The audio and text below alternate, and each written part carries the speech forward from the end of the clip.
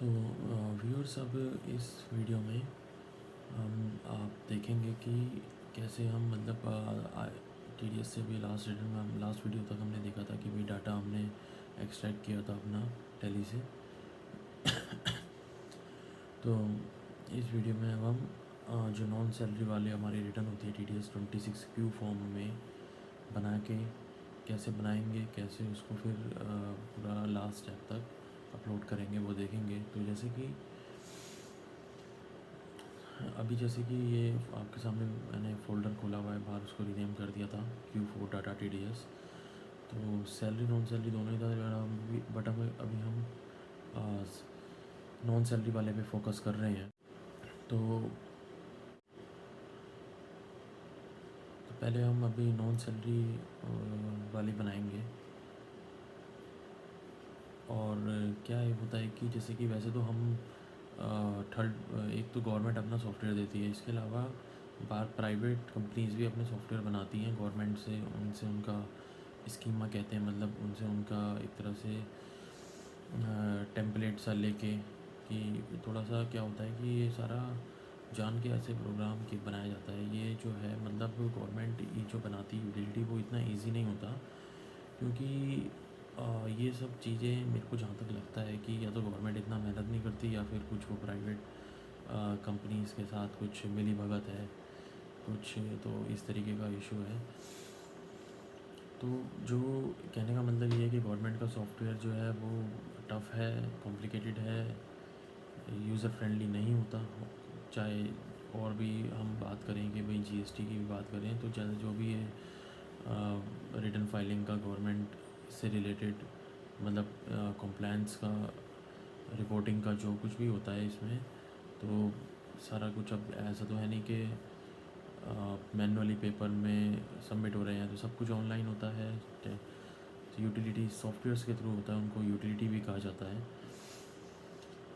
तो डाटा मतलब हमें अपना शेयर करना होता है एक तरह से गवर्नमेंट के साथ, गवर्नमेंट को। और तो अभी क्या होता है कि जैसे मैंने अभी आपको दिखाऊंगा आगे के आगे, पहले अभी जो मैं करके दिखाऊंगा वो गवर्नमेंट सॉफ्टवेयर पे करके दिखाऊंगा। बाकी इसके अलावा एक थर्ड पार्टी सॉफ्टवेयर में क्या फ़र्क आ जाता है, कितना इजी होता है, वो हम अपने ऑफिस में जो सॉफ्टवेयर यूज़ करते हैं कॉम्प्यूटेक्स का, उस पर भी एक बार करके दिखाऊंगा आपको।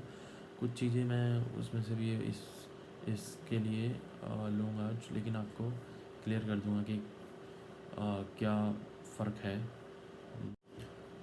जो पोर्टल का जो प्रोसेस होता है वो मैं अपने सॉफ्टवेयर से लॉगिन करके दिखाऊंगा। तो जैसे कि अब मैंने ब्राउज़र खोल लिया है और यहाँ पर मैं सर्च मारता हूँ TDS यूटिलिटी। तो सिंपली बात है, इंडिया में कर रहे हैं तो इंडिया से रेलिवेंट रिजल्ट्स आ जाएंगे। और ये टिन NSDL की साइट खुल गई है। ये एक थर्ड पार्टी गवर्नमेंट ने भी मतलब अपनी गवर्नमेंट की एक एजेंसी सी बना रखी है, उसको मतलब ये दे रखा है।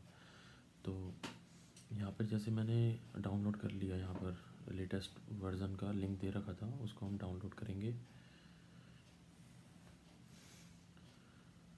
और ये डाउनलोड हो गया। ये थोड़ा सा साइड में दिख नहीं रहा होगा आपको, यहाँ सीधे ब्राउज़र में एक एक्सटेंशन सा फाइल डाउनलोड हो जाती है। ये देखो उसकी प्रोग्रेस आप ग्रीन से देख रहे हैं ब्राउज़र वाले गूगल क्रोम के आइकन में। और जैसे कि ये तो टैली के थे, मैं डिलीट मार दे रहा हूँ पुराने अपने। ये अनकन्फर्म्ड में आता है जब भी डाउनलोड चल रही है, ये जो है अनकन्फर्म्ड आ रहा है। तो जैसे ही नीचे ग्रीन पूरा क्लिक होएगा जैसे, तो बाकी ये हमेशा इनके वर्ज़न चेंज होते रहते हैं और वो लेटेस्ट वर्ज़न का लिंक देते रहते हैं। जैसे इसमें 2007-8 फाइनेंशियल ईयर से इन्होंने बोला हुआ है कि भाई ये यहाँ से इसमें होएगा। इससे पहले का मैनुअल होगा। तो खैर, अब ये हमारा ज़िप फाइल में डाउनलोड हुआ, उसको मैंने एक्सट्रैक्ट कर लिया। उसके बाद ये से कई सारा सब चीज़ें खुल गई हैं। और अब इसमें एक हमने ढूँढेंगे जो एक फ़ाइल ढूँढेंगे जो एग्जीक्यूट कर पाए इसको, प्रोग्राम को रन करने वाली। जैसे एक तो ये विंडोज़ बैच फाइल आई मिली हमें, और एक इसके अलावा बस हमें यही मिल रहा है। और जैसे कि मेरे को अभी समझ नहीं है कि भाई क्या है, तो मैंने इसको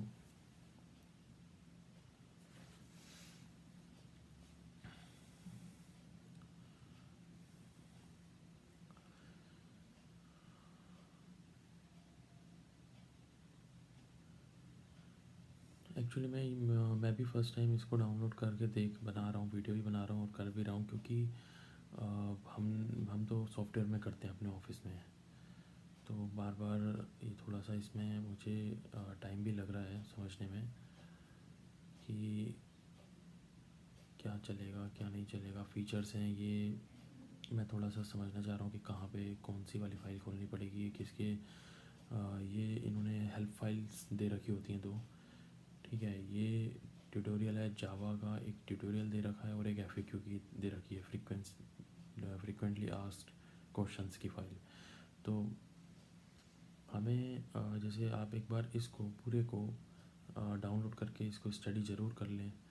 और देखो यहाँ पे क्या लिखा हुआ है कि भाई जावा का होना ज़रूरी है। तो हम क्या करेंगे, जावा को इसमें डाउनलोड करेंगे। जावा भी एक और सॉफ्टवेयर समझ लो, कह सकते हो एक एप्लीकेशन। और इनके इस सॉफ्टवेयर को रन करने के लिए प्री रिक्विजिट्स है फॉर आरपीयू, देखो लिखा हुआ था। तो मतलब कि जो है मेरे सिस्टम में अभी तक मैंने जावा का कभी कोई काम पड़ा नहीं, तो मैंने इंस्टॉल नहीं करा था। बट कोई नहीं, अब यहाँ पर बोला गया है डाउनलोड करने को तो करेंगे। और एक ये फ़ीचर्स की नीचे थी दे रखी थी, खैर तो फिर से मैंने वही चीज़ खोल ली, खैर बंद कर दी थी वो फाइल।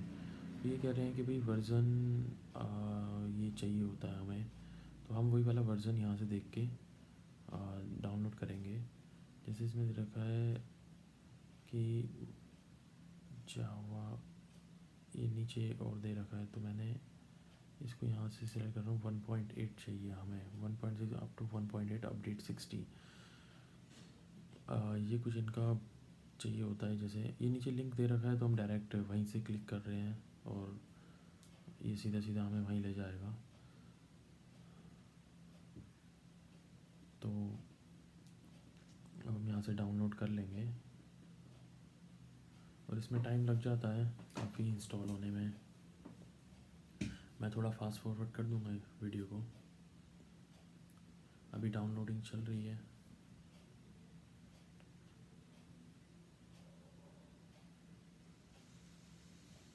और ये जैसे कि आपको ये देखना भी होता है कि आपका जो सॉफ्ट सिस्टम है वो कितने बिट में है, यानी कि दो तरह के बिट्स में आता है, 32 बिट और 64 बिट। तो वैसे तो ये ब्राउज़र्स अपने आप डिटेक्ट कर लेते हैं कि भाई कौन से बिट का है और जो सूटेबल होता है उसी को डाउनलोड करते हैं। बाकी जैसे कि अभी ये और चीज़ें दे रखी होती हैं, हमें इससे कोई मतलब नहीं, हमें जो लिंक दिया था हमने उसके हिसाब से उसको कर लिया डाउनलोड। और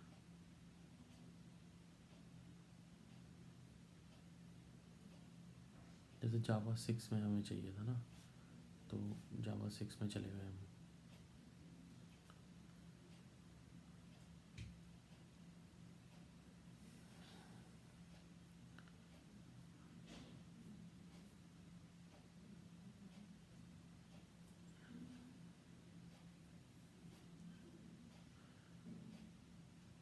अब मैंने यहाँ पर अलग से, मुझे वहाँ पर नहीं समझ आया इतना, तो मैंने डाउनलोड फ्री जावा सॉफ्टवेयर में यहाँ पे क्लिक करा और यहाँ से डाउनलोड कर लिया, करने की कोशिश करता हूँ। अब देखते हैं कि क्या बनती है बात। ये देखो ये 64 बिट विंडो का डाउनलोड का मैसेज आया था, लास्ट में 64 लिखा था। तो 64 बिट का ऑटोमेटिकली सिस्टम ने डिटेक्ट कर लिया और ब्राउज़र ने डिटेक्ट कर लिया और वो डाउनलोड होना शुरू हो जाएगा। अभी मैं इसको हम इसको अब रन करेंगे। ये जो हमने .exe फाइल डाउनलोड करी है,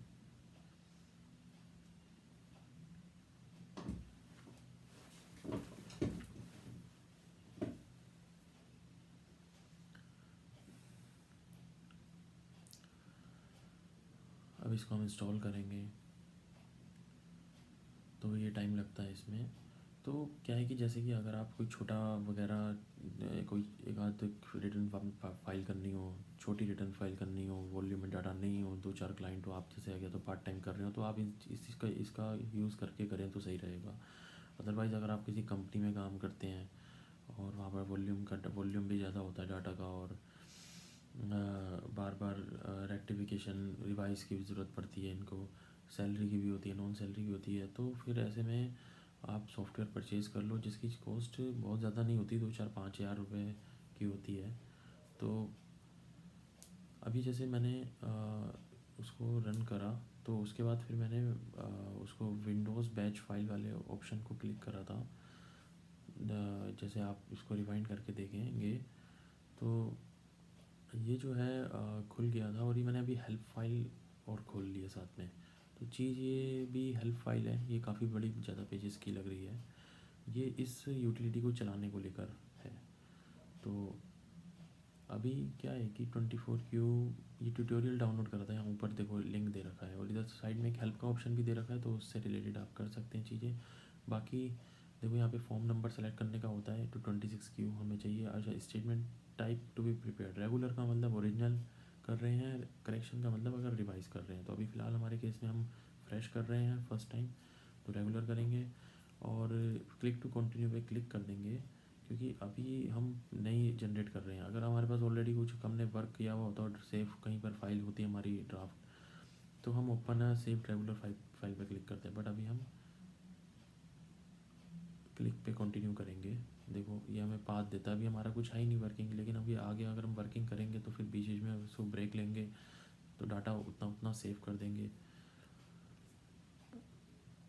अभी जैसे फॉर्म का एक तरह से पूरा एक तरह से फॉर्म ही खुल गया है, ठीक है। तो फॉर्म में सबसे पहले जो टैब आता है वो ये नॉन सैलरी का होता है, ऊपर सारे जो सेक्शन दे रखे हैं ये भी सब नॉन सैलरी वाले हैं। तो फॉर्म का पहला जो टैब है इसमें कुछ मास्टर डिटेल्स जैसे कि बेसिक डिटेल्स, हमारी प्राइमरी डिटेल्स पूछता है। तो वही सब चीज़ें भरेंगे अब हम इसमें अकॉर्डिंगली। तो जैसे अपना टैक्स डिडक्शन अकाउंट नंबर में हम अपना टेन नंबर डालेंगे, क्योंकि हम जब TDS हमें काटते हैं तो TDS काट लिया पार्टी से, ठीक है, जमा कराना होता है तो हाँ वहाँ पे टेन नंबर हमें अपना डालना पड़ता है जैसे। और फिर हमें वहाँ पे सेक्शन सेलेक्ट करना होता है, जैसे कि चालान की पेमेंट करना भी। अभी उसका भी एक मैं शॉर्ट इंसर्ट करके दिखाऊंगा। तो यहाँ पर अभी हम 10 नंबर डालेंगे अपना, और अपना क्वार्टर एंड हमारा जनवरी से मार्च का, तो Q4 पकड़ लिया हमने, और फाइनेंशियल ईयर हमने 1920 पकड़ लिया। टाइप ऑफ डिडक्टर में कंपनी कर दिया है, प्राइवेट लिमिटेड कंपनी है हमारी। जो पार्टी क्लाइंट है अभी हमारा जिसका हम काम कर रहे हैं। तो टैक्स डिडक्शन अकाउंट नंबर यहाँ पे डालेंगे अभी, और परमानेंट अकाउंट नंबर भी डालेंगे कंपनी का। अब यहाँ पर क्या होता है, अभी आगे आप देखेंगे कि स्टार्टिंग में तो ये कंपनी की डिटेल्स पूछता है, और सिर्फ ये नहीं कि कंपनी में जो कंपनी की फ़ाइल कर रहे हैं तो कोई भी बंदा फाइल कर देगा। एक हमें वहाँ पे अपना इसी फॉर्म में ऑथराइज सिग्नेटरी भी डालना होता है, किसी को बनाना भी होता है, और मतलब हाथ के हाथ वो बन भी जाता है। और जैसे कि अगर सैलरी के केस में तो एम्प्लॉयर होएगा ही होएगा बाय डिफ़ॉल्ट। और जो है अगर डिडक्टर के केस में कि भाई हमारा मतलब डिडक्टर चलो कंपनी तो काट रही है, पर कंपनी कोई एक बंदा तो है नहीं, तो जो भी बंदा कंपनी का इस काम को कर रहा है उसका यहाँ पर पैन नंबर, नाम, डेट ऑफ बर्थ वगैरह, मोबाइल नंबर देना पड़ता है हर क्वार्टर के लिए। अच्छा, इसके अलावा क्या होता है कि जैसे कि अगर आप फ्रेश फाइल कर रहे हैं, नीचे भी एक ऑप्शन आएगा वो देखेंगे।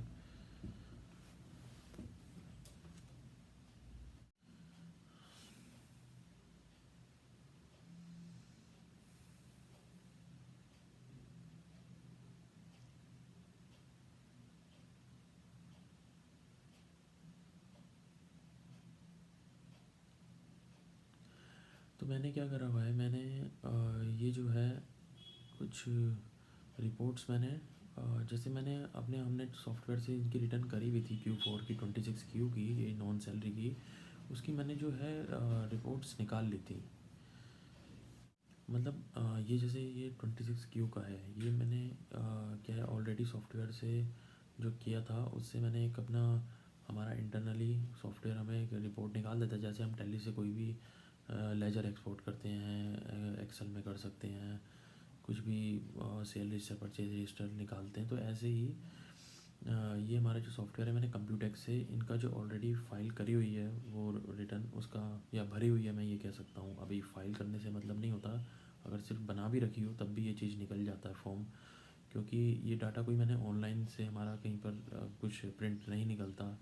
जैसे आईटीआर हम फाइल करते हैं तो आईटीआर की जो है पीडीएफ डाउनलोड हो जाती है, जो फॉर्म होता है उसका पीडीएफ। बट यहाँ 26Q में ट्रेसेस की साइट होती है टीडीएस के लिए, जो वहाँ उसके थ्रू होता है ये, और वहाँ से वो फाइल नहीं हो पाती। वो इस तरह का ऐसा नहीं होता कि भाई हम इसको टेक्स्ट जो जो भी इसको मतलब हम अपलोड करते हैं आगे जाके अभी पता चलेगा आपको कि एक फॉर्मेट में, पीडीएफ फॉर्मेट में नहीं करते, जबकि इस फॉर्म का एक कह सकते हैं कि डॉट टेक्स्ट फाइल सी बन जाती है, FEVU फाइल कहते हैं उसको, विच एक टेक्निकल लैंग्वेज में एक फ़ाइल बन जाती है। उसको हम यहाँ उस फाइल को बना के हम उसको अपलोड करते हैं, फॉर्म को अपलोड नहीं करते या फॉर्म नहीं भरते ऑनलाइन।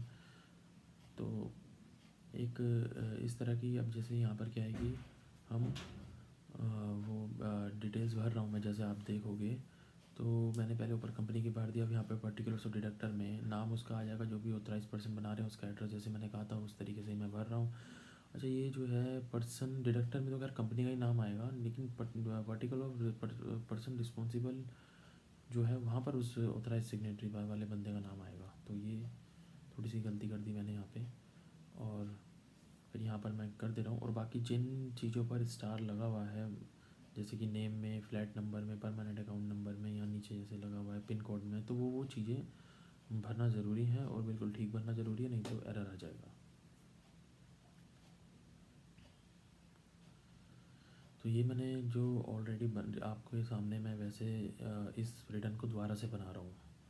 तो जैसे कि अगर मेरे पास ये फॉर्मेट, अगर मैं फ़र्स्ट टाइम बना रहा होता तो फिर मैं पार्टी से पूछ के नोट कर लेता, या टैली में से देख लेता कि कौन डायरेक्टर है, वहाँ से उसका ले लेता डिटेल्स, या डायरेक्ट पार्टी से पूछ लेता मैं उनसे, उनकी ये सारी डिटेल्स क्लाइंट से, और बनाता। बट अभी मैंने ऑलरेडी बना रखी है तो मैं वहीं से ही कॉपी पेस्ट कर रहा हूँ।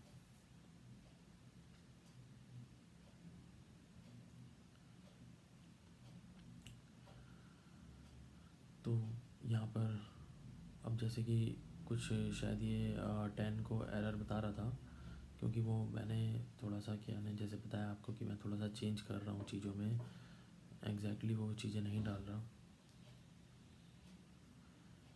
तो अभी मैं यहाँ पर कोशिश कर रहा हूँ कि कोई ऐसा ही 10 में डाल दूँ जो कि वहाँ पर एरर ना दिखाए, फॉर्मेट को समझ के। जैसे कि मैंने ये वाला लेके डाल दिया 10 नंबर, हो सकता है इसमें एरर ना करें। देखो अब नेक्स्ट आगे बढ़ते हैं, तो क्योंकि वो भी गलत 10 था तो फिर एरर देने लगा, क्योंकि मैं नहीं चाहता कि जो हमारे क्लाइंट की जो डिटेल्स हैं वो किसी भी तरीके से कहीं पर ओपन पब्लिक में डिस्क्लोज़ हो। तो मैंने सारे पर्टिकुलर्स जो है चीज़ें चेंज कर दी हैं। तो फ़िलहाल अभी मैं जैसे तैसे करके इसको आगे प्रोसीड करता हूँ।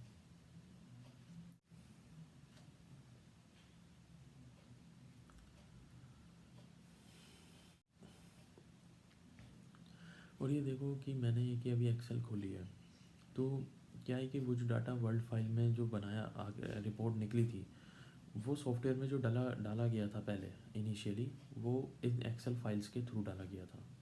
तो अब फ़िलहाल मैंने ओरिजिनल वाला 10 नंबर ही डाल दिया, जिसको मैं ब्लर ब्लर कर दूँगा। और अब आगे सेव कर रहे हैं। तो अब यहाँ पर क्या है कि सेव कर रहा हूँ मैं सिर्फ इतनी डिटेल्स, तो देखिए जैसे कि ये मुझे कह रहा है कि आप पाथ सिलेक्ट करो, क्योंकि जो भी मैं वर्क कर रहा हूँ मैं उसको साथ साथ सेव करता रहूँगा। और ये जैसे मैंने उसको वहाँ पे एक पाथ में सेव कर दिया, ये पाथ का एड्रेस भी आ रहा है। पाथ यानी कि जो लोकेशन होता है, PATH पाथ। तो अभी क्या है कि ये मैंने दोबारा से इसको कर दिया, ये कुछ इशू दिखा रहा है। फ़िलहाल मैं नेक्स्ट टैब में आ गया हूँ।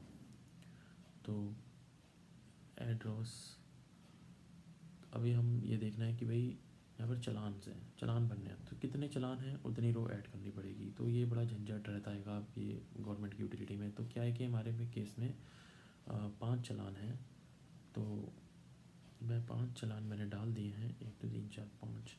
क्योंकि ये 5 चलान ऐसे हैं, क्योंकि 94C के तो 3 थे ही हर महीने के, कंपनी के ओनली। अब देखते हैं बाकी 2 और किसके। एक 94H कमीशन का है ही है, तो एक और बचा, वो पता नहीं, शायद मैंने एक्स्ट्रा डाल दिया हो। चलो अभी देखते हैं आगे क्या क्या होता है।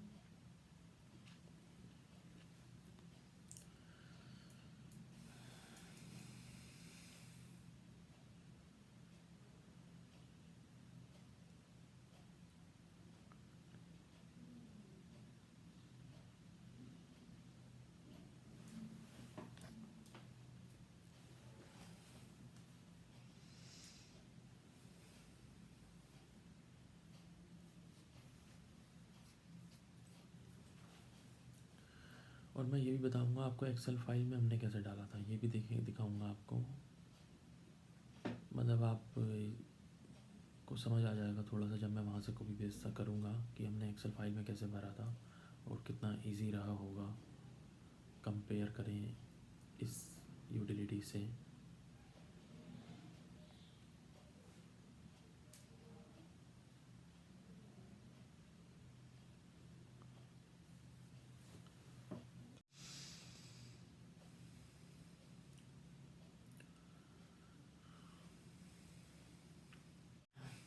तो ये जो है विंडोज़ बैच फाइल, ये जो फाइल टाइप में, तो इससे जो है ये प्रोग्राम एग्जीक्यूट हो जाता है, ये खुल जाता है। जैसे कि ऐसे ओके, और फिर अब ये ओके करना होता है हमें आपको, ये खुल जाता है। ऐसे ही इसका मैं एक बार भी शॉर्टकट बना लूँगा डेस्कटॉप पे, ताकि बार बार ये फ़ोल्डर में आके ना खोलना पड़े। तो हमने 24 क्यू सेलेक्ट किया और पुरानी वाली फ़ाइल जो हमने सेव करी थी उसको खोलेंगे,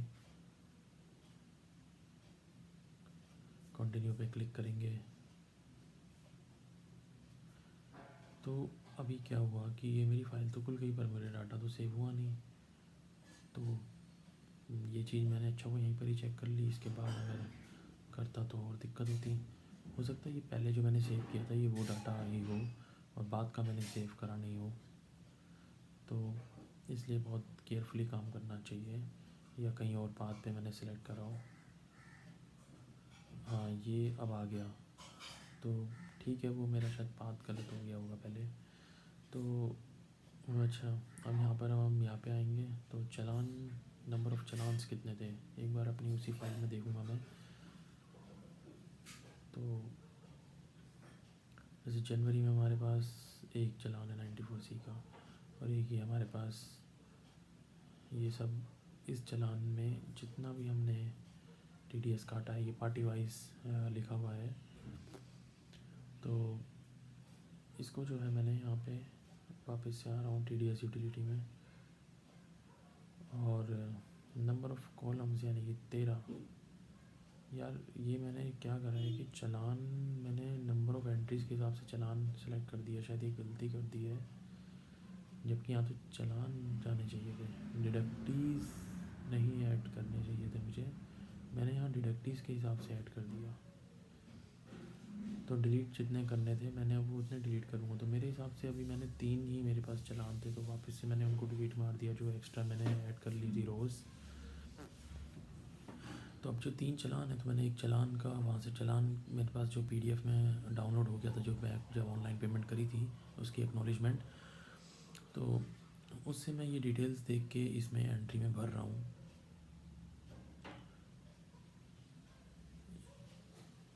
एक इसमें चीज़ क्या आती थी, एक दिक्कत रहती थी कि या तो अभी हम यहाँ पर क्या है कि हमें इनके यहाँ से सेलेक्ट करना पड़ता है, या फिर लिखने का देखते हैं, अभी वो ले लेता है वैसे शायद, तो हमें डेट इनकी उससे सिलेक्ट करनी है। तो ये सब जो है प्रॉब्लम्स आती रहेंगी हमें। ये हमें काम कर इस सॉफ्टवेयर में हमें काम करने की ज़्यादा फ्लेक्सिबिलिटी नहीं मिलती एंगेज यूटिलिटी में। तो जैसे कि हमने, आप ये इस चीज़ को थोड़ा स्लो मोशन में करके देखें कि भाई कैसे कैसे भरा जा रहा है चालान। माइनर डिटेल्स को मैं ब्रीफ नहीं कर रहा हूँ।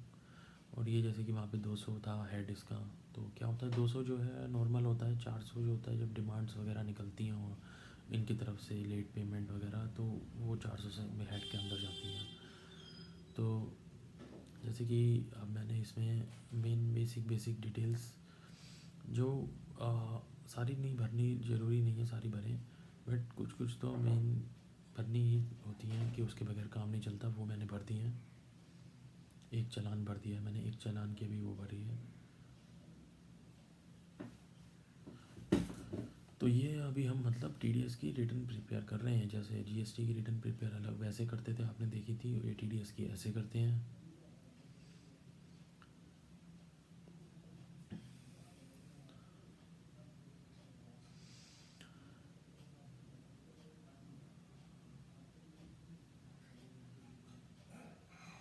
ये देखो, ये एक्सेल शीट में हमने 3 चालान ही डाले हुए हैं।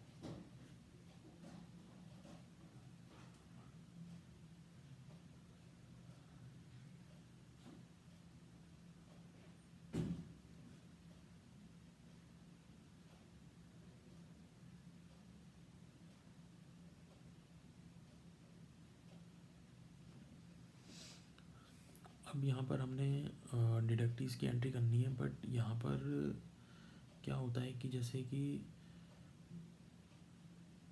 हर चालान नंबर में कितने डिडक्टिव ऐड करने हैं, तो ये चालान नंबर उसके आगे आ गया 1 का है, ठीक है, उसका रेफरेंस देके, तो ये एक तरह से मैपिंग कैसे कौन से चालान नंबर में की, और उनके जो अब हम डिडक्टिव्स की एंट्री करेंगे कि किस किस का टीडीएस काटा और वो सब जो है। अब जैसे मान लो, वैसे तो देखो, जब मैंने वहाँ पर सेलेक्ट कर दिया था 194C सेक्शन, तो अब यहाँ पर मुझे सब में दोबारा से करना पड़ रहा है।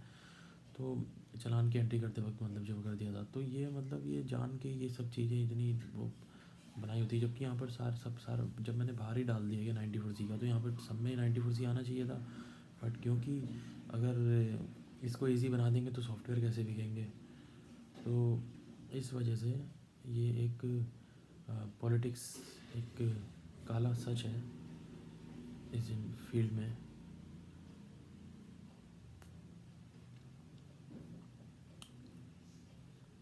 और यहाँ पे चालान सीरियल नंबर हालांकि सब में ऑटोफिल हो चुका है, पहले से आ रहा है, बाकी चीज़ें भी ऑटोफिल आ गई हैं।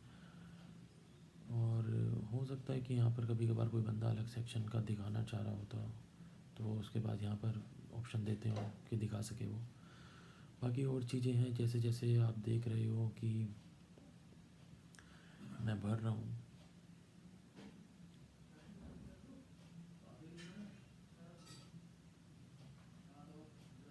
और आपको भी ये सारा प्रोसेस खुद से करना है। तो अभी क्या है कि मेरे पास वहाँ पे मैंने ऑलरेडी बना रखी थी रिटर्न, तो पैन नंबर सबके थे मेरे पास। अभी ये भी है कि जैसे अभी हम क्या कर रहे हैं कि अब एक किसी भी एक पार्टी को अलग अलग ये सेम मंथ में के अंदर, जनवरी के अंदर ही अलग अलग बिल्स की दिए गए, तो या तो तरीका है कि भाई सबके बिलों की अलग अलग एंट्री कर रहे हैं, करी जाए वहाँ पे, या फिर इकट्ठा जो है वैसे करते क्या हैं लोग एक्चुअल में कि वो इकट्ठा ही डाल देते हैं। बट टीडीएस के हिसाब से तो जिस डेट में आप बुक करो उस डेट में डालने का सिस्टम रूल होता है।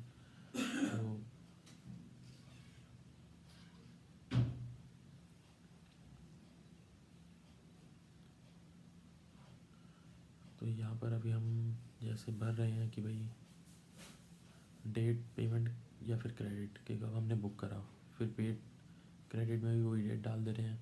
तो इन डेट्स का मतलब बहुत ज़्यादा इतना छोटे क्लाइंट्स के केस में तो मतलब इतनी ज़्यादा झंझट नहीं है कि चलो कुछ भी थोड़ा बहुत आगे पीछे डाल रहे हैं, चल रहा है।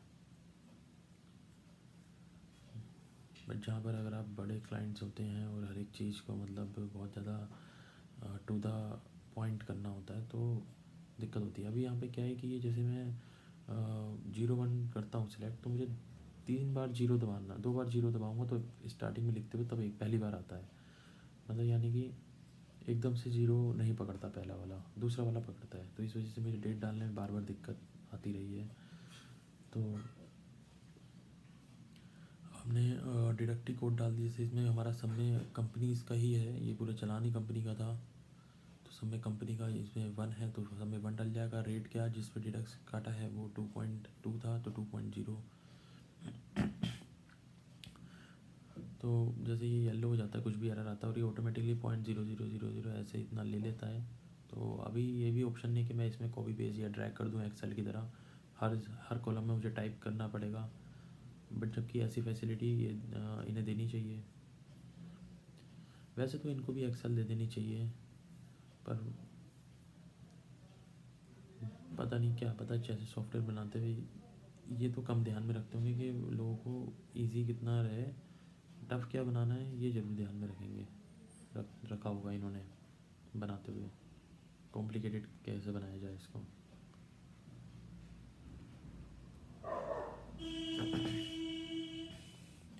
तो जैसे कि मैं यहाँ पर लेजर से देख देख कर एंट्री कर रहा हूँ। अगर ये मैनुअल का केस में है, एक्सेल में भी निकल जाता टैली से, तब भी यहाँ मैनुअल एंट्री करनी पड़ती है। ऐसा नहीं है कि इसमें एक्सेल इंपोर्ट हो जाता है, कॉपी पेस्ट हो जाता।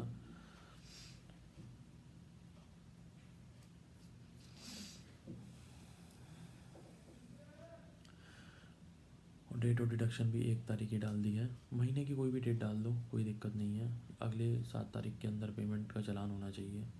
अगर चालान बाद का हो गया तो मुझे उसका इंटरेस्ट भी जमा कराना पड़ेगा 1 महीने का पूरा पूरा।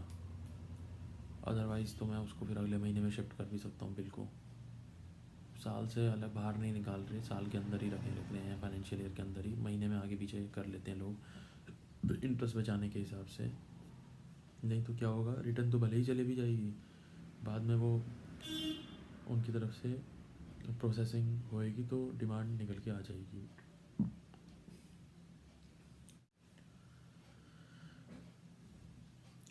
तो अब जैसे कि ये इस तरीके से मैंने जैसे पहले बताया, तो 194 एक चालान डाला हमने, सीखा और उसकी हमने एंट्रीज शुरू कर दी थी, डिडक्टीज़ की डाल ली। अभी 194 सी का भी हमारा जो है, और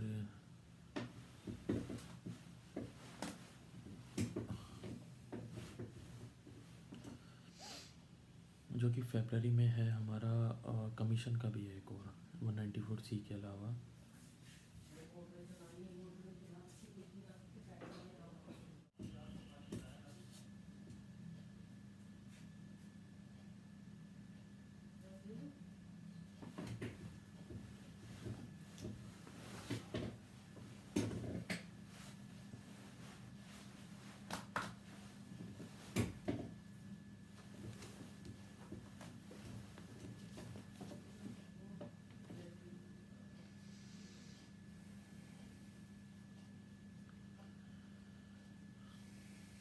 अब जैसे ये मैंने दूसरा चालान की अब हम एंट्री कर रहे हैं।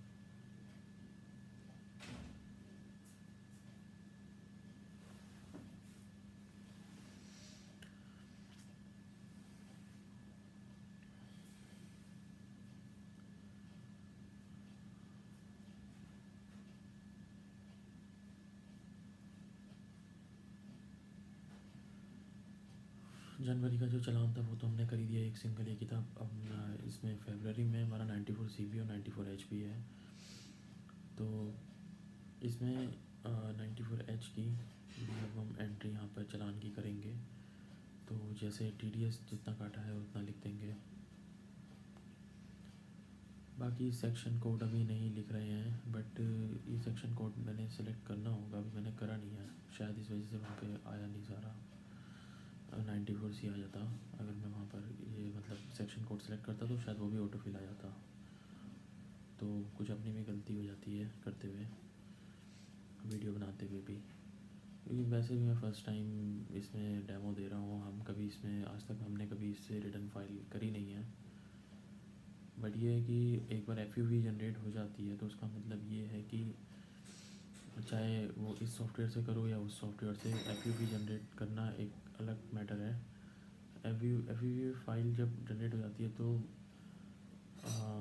हम जो है मतलब उसको फिर इनकम टैक्स की साइट पे अपलोड करना होता है, फिर सॉफ्टवेयर का ज़्यादा रोल कोई नहीं रह जाता उसके बाद के प्रोसेस में। तो ये मैंने अमाउंट डाल दिया TDS का 679। अब ये देखो, ये यहाँ पर तो खैर 94 सी की आ रही थी, और अभी यहाँ पर एक चालान नंबर 2 जो डाला है उसकी मैं एक ही मेरा डिडक्टी है, तो मैं एक ही एंट्री करूँगा, तो एक ही रो ऐड करेंगे। चालान मैंने वहाँ डाल दिया है। अब यहाँ पर इन सब चीज़ों को भरेंगे जो ऑलरेडी उसकी भरी हुई है, इससे इजी रहेगा, हमें पता रहेगा क्या क्या भरना है। 194H भर दिया, सेक्शन कोड, अमाउंट आ ही रही है। इसके बाद सीधा पहुँचेंगे, पैन नंबर डालने का नंबर आएगा। तो मैंने अभी ऊपर की डिडक्टिव्स की एंट्री नहीं करी है क्योंकि मैं कर लूँगा उसका, मैं आपको वीडियो नहीं बना रहा हूँ क्योंकि सेम वही प्रोसेस सबका रिपीटेशन ही है और कुछ भी नहीं है। तो यहाँ पर अब हम जो है देखते हैं डालता हूँ कि नहीं डालता, क्या करता हूँ मैं इसमें।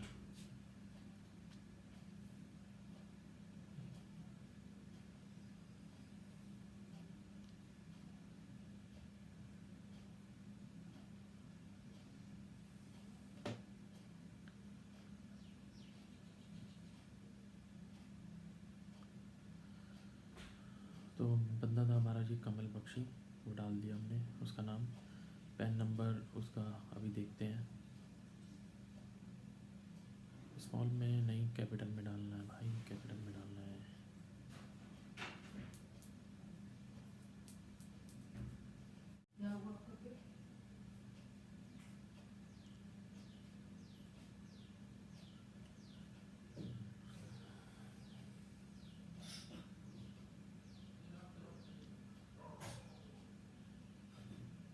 और डेट अब हमने वो डाल दी कि जिसमें हमने उसका बुक करा था खर्चा, वही डेट डाल दी है। और सेम डेट में हमने प्रोविज़न भी कर दिया, TDS का कर दिया था। अभी तो फ़िलहाल मैंने ये डाल दिया कि भाई कब हमने प्रोविज़न करा है वही डेट, वैसे तो सेम डेट में करा था तो वही डेट आ गई है। बाकी टोटल अमाउंट पेड डालनी होती है अभी हमें, जैसे कि भाई कितने रुपए पे हमने TDS काटा, तो ये 13,580 पे काटा था, वो नरेशन से उतार लिया मैंने, TDS की अमाउंट डाल दी है। और बाकी आगे रेट ऑफ रेट डाल देंगे, डेट ऑफ डिडक्शन भी हमारी सेम ही मानी जाएगी, ठीक है। ये अलग तब हो सकती है कि ठीक है जब हम पेमेंट हमने 4 दिन बाद करी है तो फिर हमने तब काट लिया, बट अभी फ़िलहाल हम सेम डेट डाल देते हैं सब में ही, क्योंकि अकाउंट में हम बुक तो कर ही देते हैं, पेमेंट भले ही जब मर्जी करी हो। तो ये डेट्स को लेकर थोड़ा सा ऊपर नीचे चलता रहता है, बट महीने के पार नहीं कर सकते। अभी क्या होता है कि कुछ तो लोग पूरे हर एक सारी डेटें ही 31 डाल देते हैं, भले ही उनकी बुक्स में जो मर्जी डेटें चल रही हो, पेमेंट की जो मर्जी गई हो, बुकिंग की और एंट्री भी सारा वो 31 में ही कर देते हैं। तो फ़िलहाल अभी ये हमने 02 कर लिया है क्योंकि ये deduction code other than company था हमारा, क्योंकि बंदा, और रेट हमारा 5 है तो वो डाल दिया हमने।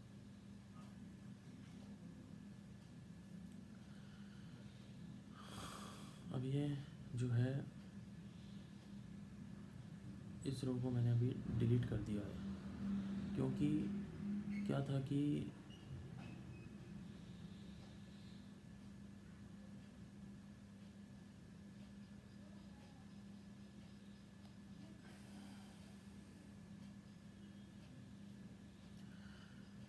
और इसको यहाँ से भी डिलीट कर दिया और यहाँ से भी डिलीट कर दिया, क्योंकि ये हमने चलान रिटर्न में शायद डाला ही नहीं,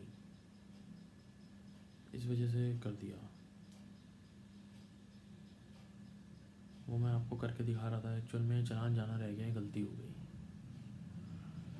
इसको अब हम रिटर्न रिवाइज़ करेंगे तो डालेंगे, फ़िलहाल अभी इसको स्किप कर दे रहा हूँ मैं, उसको हटा दिया मैंने। और अभी एक और चलान अब मैंने खोला है, ये दूसरे महीने का फरवरी का चलान ही है। और देखो इसको हमने मार्च में पे किया होगा, 7 मार्च को पे किया है, टेंडर डेट में आ रहा है नीचे। तो ऐसे होता है, बिल्कुल लास्ट डेट में जमा कराते हैं यहाँ के लोग आलस करते करते। तो सिमिलरली सेम पैटर्न पे उसकी भी एंट्री हम कर रहे हैं जैसे वो पहले वाला किया था। तो मतलब होता क्या है कि हमें यहाँ पर मोटा मोटा मैं ब्रीफ करूँ अगर आपको, तो हमें पहले चलान डालने पड़ते हैं, फिर उनके हर चलान में वो डिडक्टिव्स का ब्रेकअप जो डालना होता है वो डालते हैं अगले उसमें। बस मेन यही रहता है प्रोसीजर इसमें, नॉन सैलरी केस में बस चलान डालो और चलान का ब्रेकअप यानी कि डिडक्टिव्स की एंट्री डाल दो, और वो बस आपस में मैच हो जाना चाहिए कि भाई जो डिडक्टिव्स का टोटल है हर एक चलान में जो हमने मैप करा है और वो जो हमने चलान की अमाउंट डाली है वो आपस में दोनों मैच होने चाहिए। भाई अगर चलान में ये 31,686 काटा है, तो जो मैं इसके अगेंस्ट में डिडक्ट डालूँगा तो उनमें जो TDS डिडक्ट करा है वो भी 31,686 ही होना चाहिए। इसके अलावा क्या होता है, कभी कभार किसी किसी चालान में हम इंटरेस्ट वगैरह भी जमा करा देते हैं, तो अकॉर्डिंगली उसको भी हम अपने कॉलम्स में वहाँ पे किस किस डिडक्टी के अगेंस्ट में हमने इंटरेस्ट होता है वो डाल देते हैं वैसे। तो थोड़ा सा वो कॉम्प्लिकेटेड सा भी होता है, उसको भी आगे चलकर कभी करके दिखाऊंगा।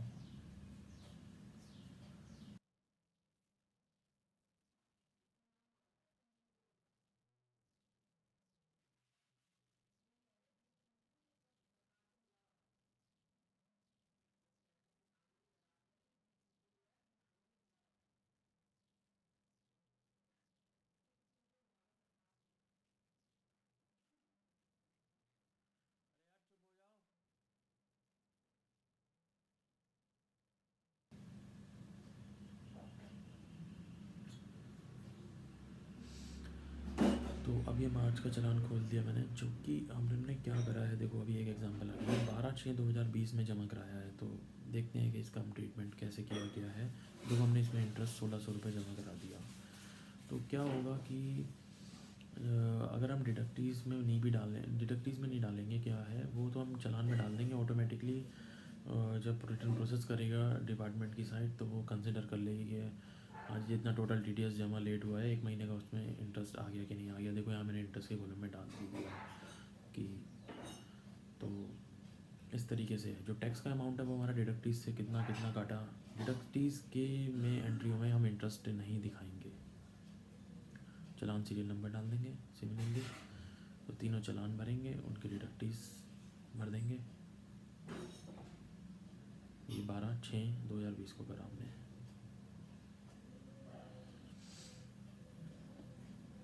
चालान नंबर डालेंगे, सीरियल नंबर, ये जो होता है सब जो भी चालान्स होते हैं इनकम टैक्स के और TDS के, सारा ज़्यादातर का फॉर्मेट यही होता है जो निकल के आती है एक्नॉलेजमेंट, जिसमें कि हमें मिलता है डेट होती है, चालान की डेट हो गई, बैंक का BSR कोड होता है, ये डालता हूँ जब यहाँ पे BSR कोड मैंने बीच में आ रहा है, ये डाला जाता है, और सीरियल नंबर डाला जाता है चालान का। ये 3 चीज़ें तो पकड़ी जाती हैं चालान से, मतलब बहुत सारी चीज़ें पकड़ी जाती हैं, जैसे जैसे आप उसको धीरे धीरे देखोगे कि मैं क्या क्या भरा है मैंने। बाकी तो ये कि देखने से आप इतना नहीं समझोगे, जब आप करने लगोगे ना तब आप वीडियो को बिल्कुल रोक रोक कर बार बार देखोगे और देख देख कर ही करोगे, और एक तरह से फिर उसको जी लोगे। ये मैंने यहाँ पर इतना काम करके इसको सेव कर दिया।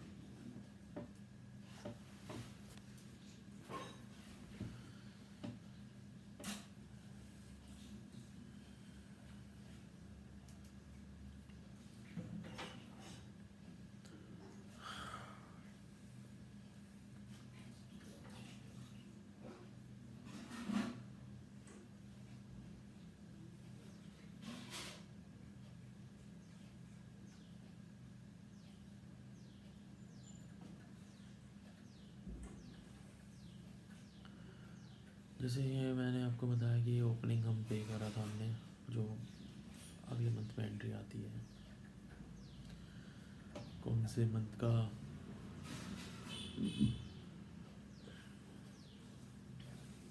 ये एक एंट्री इस तरीके से आएगी कि भाई पिछले महीने का अगले महीने में जमा कराया है।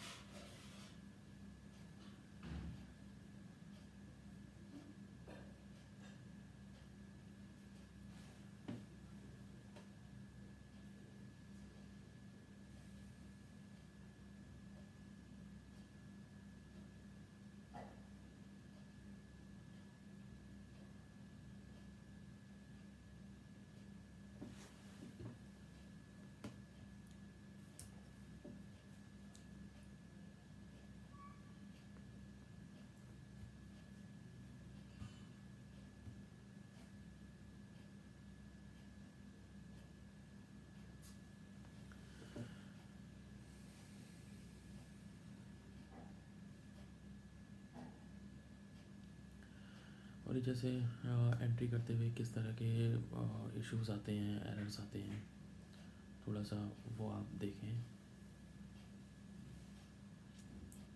अभी क्या हुआ है कि ये हमारा जो कार्गो कैंपस का जो, अभी देखो चीज़ें बहुत सारी होती रहती हैं, बहुत सिंपल नहीं होता। अब जैसे अभी नई चीज़ सामने आ रही है कि हमने इसका कार्गो कैंपस वाले का 0.5% के हिसाब से डिडक्ट किया, यानी कि इसे कहते हैं लो रेट पे deduction, TDS at deduction at lower rate. तो ऐसा क्यों है कि भाई हम सबका 2% पे काट रहे हैं और इनका 0.5 पे काटेंगे? क्योंकि इन्होंने हमें जो है लोअर डिडक्शन सर्टिफिकेट दिया होता है, इनसे हमें वो मिलता है। ये क्या होता है कि ये गवर्नमेंट को से,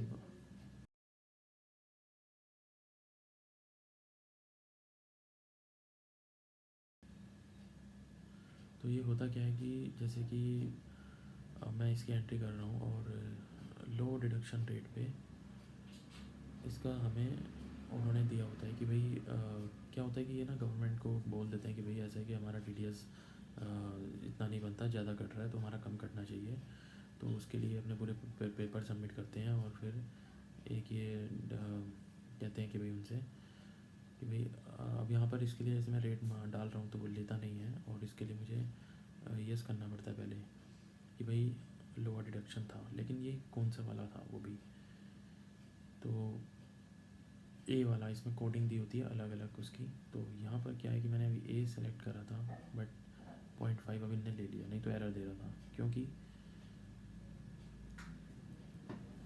अब इसमें जो ये लोअर डिडक्शन के क्या कोड्स होते हैं ये भी अभी मैं आगे चलकर आपको भी दिखाता हूँ। यहाँ मैंने ए क्यों डाला है, तो इस तरीके से ये गवर्नमेंट को पेपर सबमिट करके बोलते हैं कि भाई हमारा TDS कम करना चाहिए। तो जैसे कोई कोई तो 0.01 का ले लेता है, 0.1 का ले लेता है, अलग अलग रेट का ले लेते हैं। तो जैसे कि ये मेरे एक्सेल में भी मैंने यहाँ पे डाला था, इस सर्टिफिकेट नंबर डालना मेरा ज़रूरी होता है, और इसको वो चेक भी करता है जब रिटर्न प्रोसेस करता है सिस्टम या अपलोड होती है। तो इसको वहाँ पे चेक करते हैं, अगर इसमें कुछ भी दिक्कत आती है तो फिर वो पूरे 2% के हिसाब से आपके डिफरेंस अमाउंट की डिमांड निकाल के भेज देंगे। तो इस तरीके से इस पार्टी का हमने देखो यहाँ पर भी 0.5% पे काट रहे हैं, नरेशन में वही लिख रहे हैं। तो अभी क्या है कि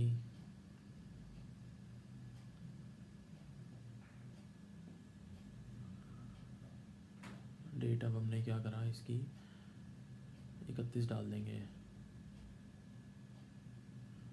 और ये है कि मैं सारा इकट्ठा भी डाल सकता हूँ,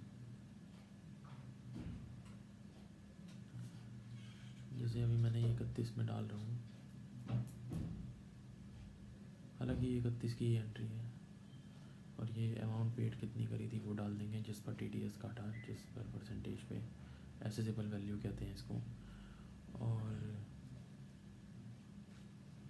यहाँ पर जैसे TDS का अमाउंट डाल दिया हमने,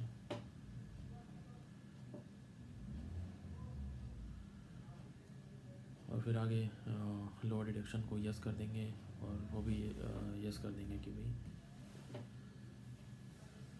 सर्टिफिकेट नंबर भी डाल देंगे, 2 ही एंट्री करी गई है, 2 एंट्री कर देंगे।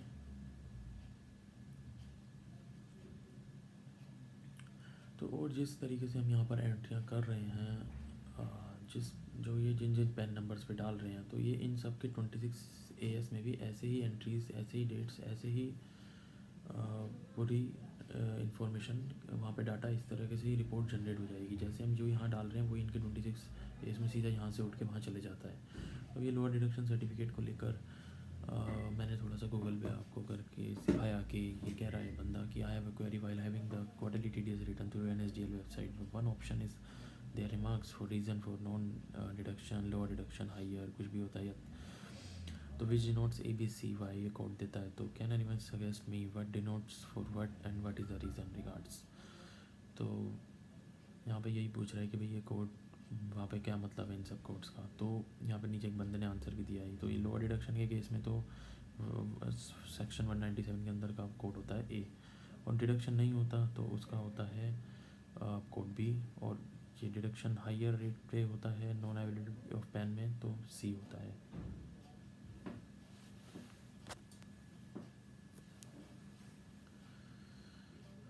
और जैसे पेन नहीं होता तो सी हो जाता है। और इसके अलावा चौथा वाला और है, तो यहाँ पे एक और साइट पे भी मैंने खोल लिया है। ये होस्ट बुक्स वाले भी अच्छा डाटा डालते हैं।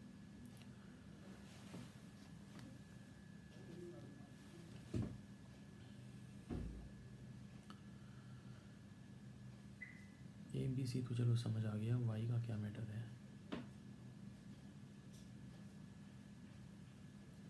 ये साइट्स भी बहुत सारी बढ़िया हैं।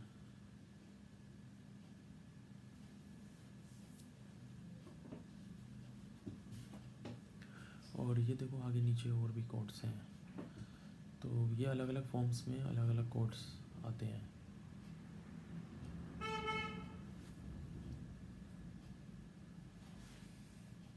और ये देखो एक ये रेट भी दे रखे हैं, किस किस सेक्शन में किस किस रेट पे कटना चाहिए TDS। TCS का भी है, TCS रेट चार्ट अलग है। क्या TCS जो होता है वो कलेक्ट किया जाता है, काटा नहीं जाता।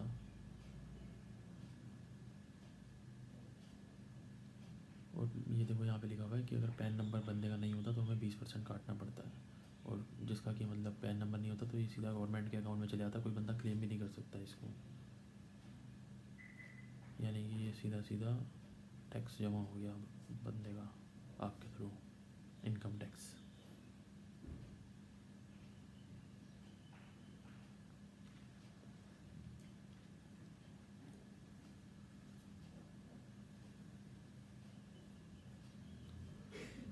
इस तरीके से क्या रहता है कि,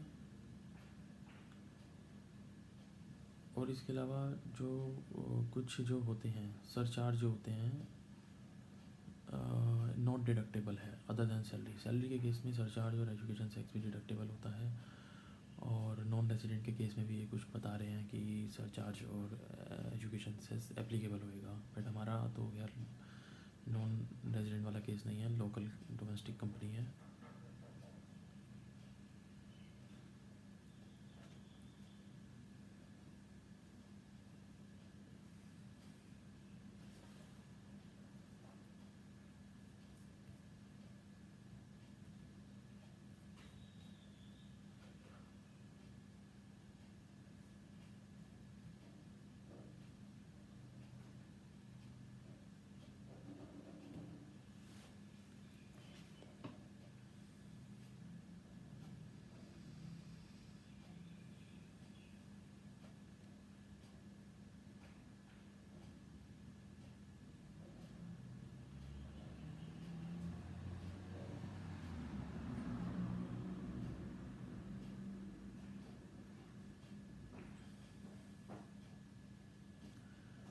तो ये देखा मैंने शायद कि कुछ कॉपी भी सिस्टम है, कॉपी हो रहा है तो ठीक है। अगर कॉपी होता है तो बढ़िया है, कॉपी पेस्ट होता है तो फ़िलहाल तो मैं ये अभी जनवरी वाला ही भर रहा हूँ।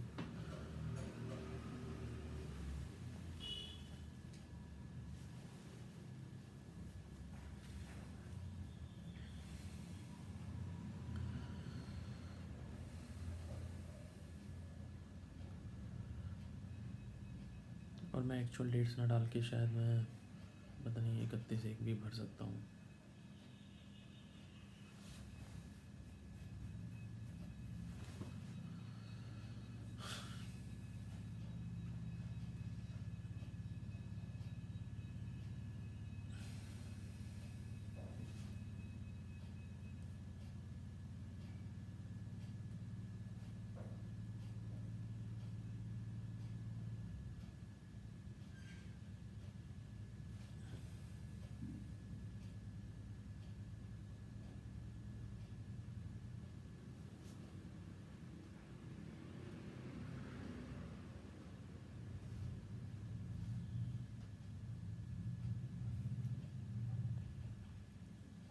अभी जैसे कि ये मैंने क्या करा है 6185 का 2% निकाला प्लस। अच्छा अभी मैंने ये क्या कर रहा हूँ कि मैं यहाँ पर इकट्ठा करके डाल रहा हूँ। बार बार एंट्रीज करना बहुत लेंदी प्रोसेस हो गया, तो थोड़ा सा फास्ट करने के लिए काम को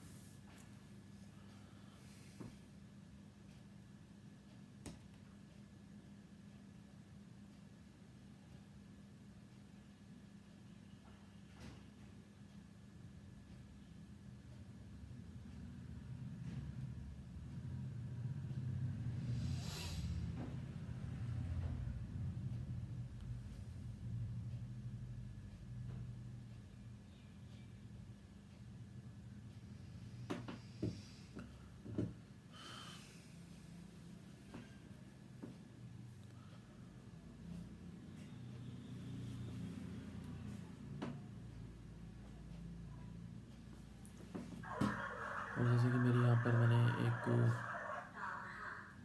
रो को डिलीट भी कर दिया है।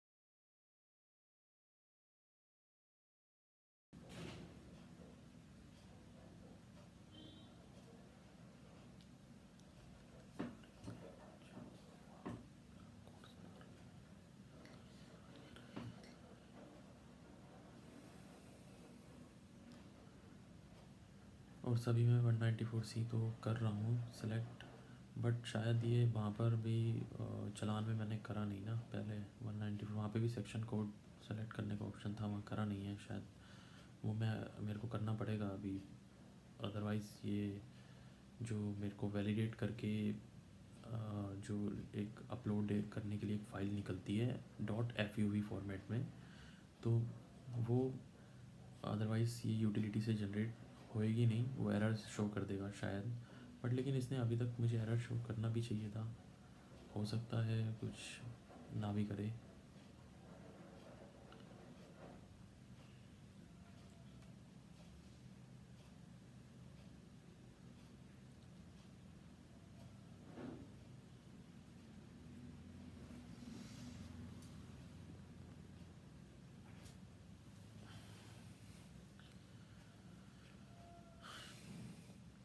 अब ये मैंने जो एक्स्ट्रा कर दी, शायद मैं कुछ डिलीट कर रहा था, तो वो नीचे की ही डिलीट हो जाती हैं, लास्ट वाली।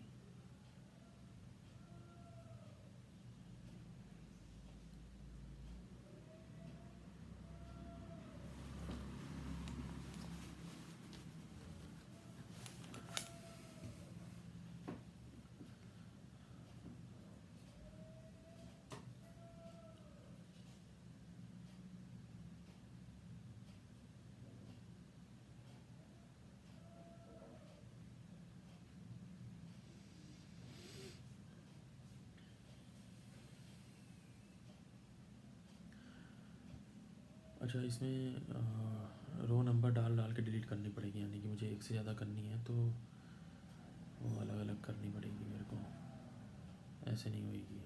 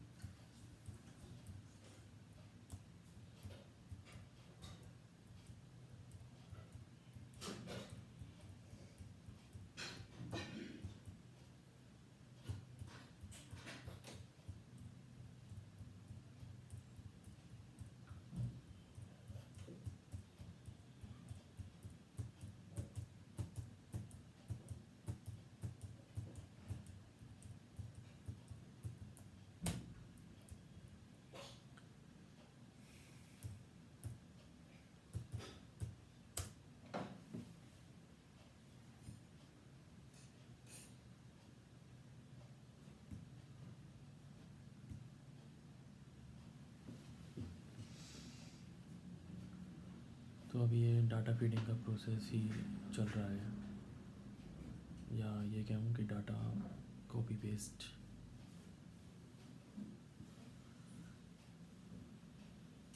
डाटा एंट्री है। इसके अंदर क्या होता है कि 26Q वाला जो है नॉन सैलरी वाला, ये तो एक तरह से पूरी की पूरी डाटा एंट्री टाइप का काम है।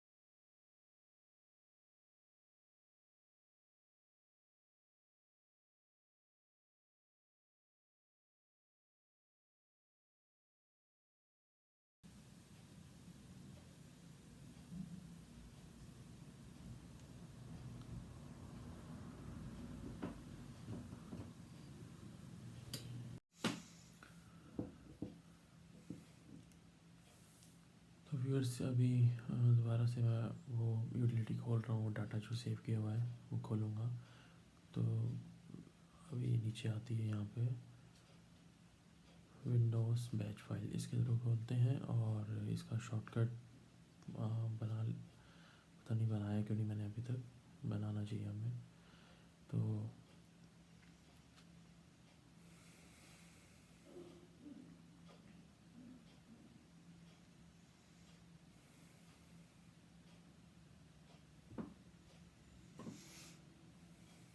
और ये ओके कर देंगे, इस पर फॉर्म 26 की सिलेक्ट करेंगे। ये मैं दोबारा से मतलब रिज्यूम कर रहा था अपना रिकॉर्डिंग को, तो क्लिक कंटिन्यू करेंगे और अब ये ओपन हो गई है।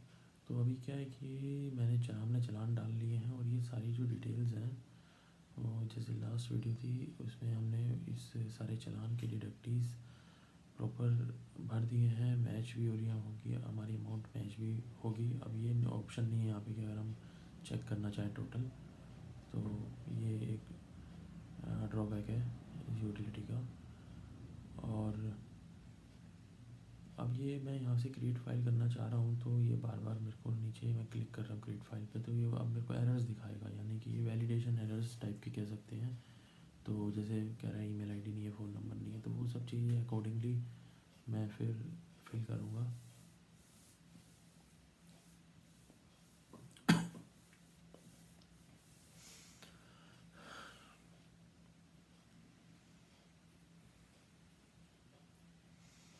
और ये कहता है कि वैलिड डालो, मैं भी ऐसे ही कुछ भी डाल रहा हूँ।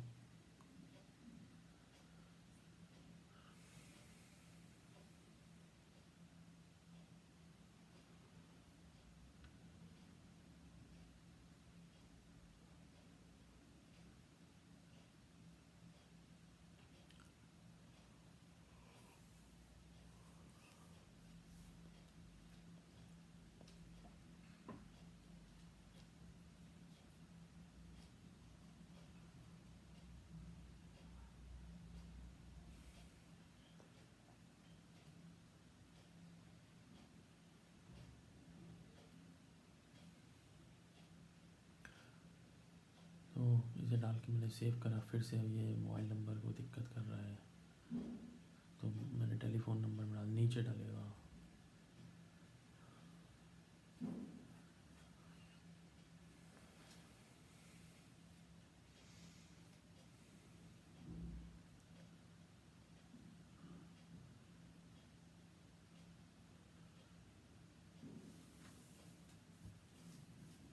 हालांकि उन पे साइन नहीं था मैंडेटरी वाला, पर फिर भी वो चीज़ें चाहिए होती हैं।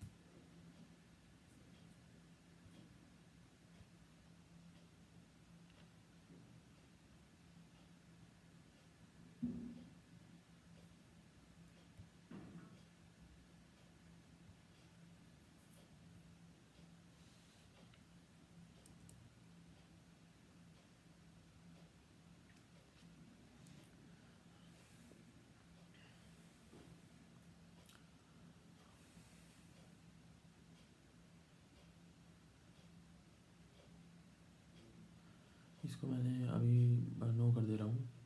अदरवाइज़ तो अगर पहले जो रिटर्न फाइल करी होती ना तो उसका एक्नॉलेजमेंट नंबर डालना होता है, बट हमारे केस में करी थी, बट फ़िलहाल मैं उसको नो कर दे रहा हूँ क्योंकि मेरे पास अभी उसका नंबर है नहीं।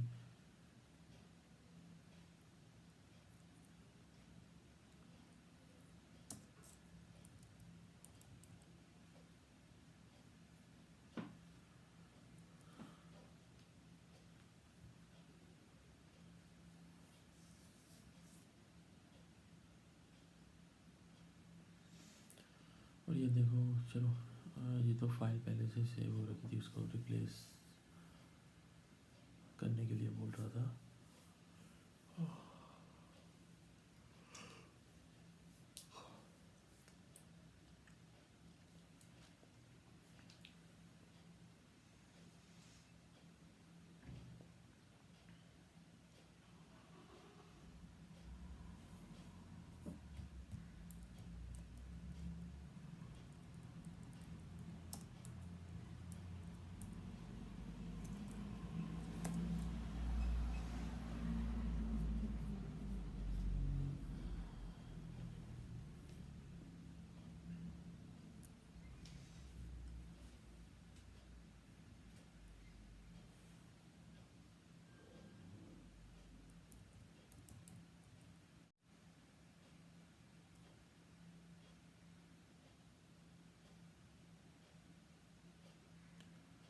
अब ये देखो और तरह का एरर दिखा रहा है, surcharge should not be blank at रो।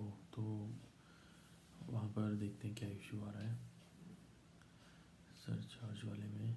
इसमें रो नंबर इसने बताया था, अच्छा ये तो इसको हमें यहाँ पे सबको ज़ीरो भरना पड़ेगा। ये भी ज़बरदस्ती है कि मेहनत है। एजुकेशन सेस भी ज़ीरो मांग सकता है, भरना पड़ सकता है। अब ये पहले इसको तो भर लें।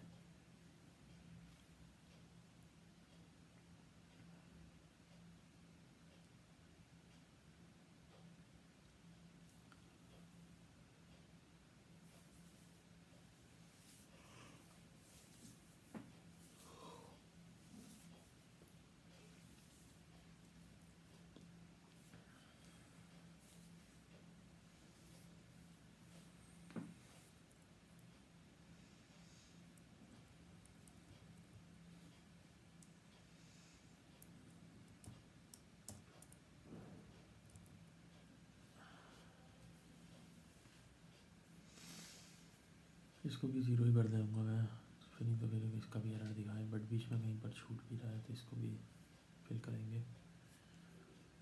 अब सेव तो चलो कर दे रहे हैं, ठीक है।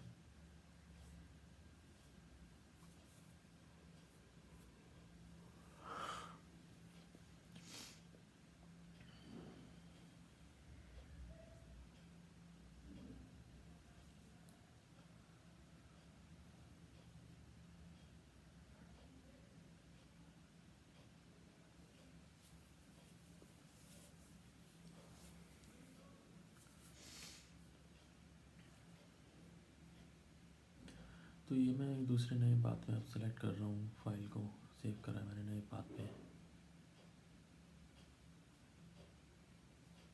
क्योंकि बहुत ज़्यादा खिचड़ी हो जाती है, इसलिए जैसे नई लोकेशन पे मैंने फ्रेश ये सेव कर दी है। बार बार मैं कर रहा था, ओवरराइट का चक्कर पड़ रहा था।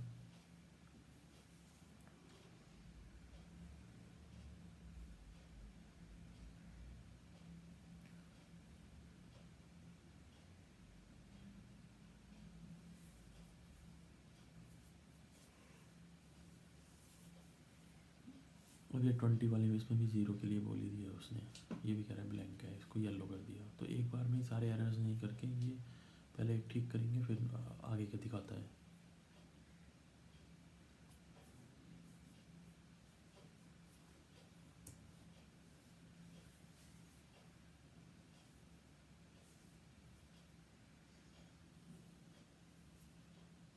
अब ये देखो, हमने अब क्रिएट फाइल करने का, इसने हमारे को ये विंडो दिखा दी, और ये देखो ऊपर लिखा हुआ है ये एफ टेक्स्ट और FUV/, यानी कि एक तरह से टेक्स्ट फाइल्स ही होती है।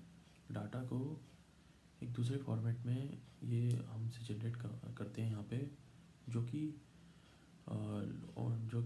वेबसाइट पर जिस फॉर्मेट में उन्हें ये लैंग्वेज में वो फाइल समझ आती है, उसमें ही हमसे जनरेट करवा के अपलोड करवाते हैं। ऐसा नहीं कि हम चाहे एक्सेल करना चाहें तो होते, एक तरह से है ये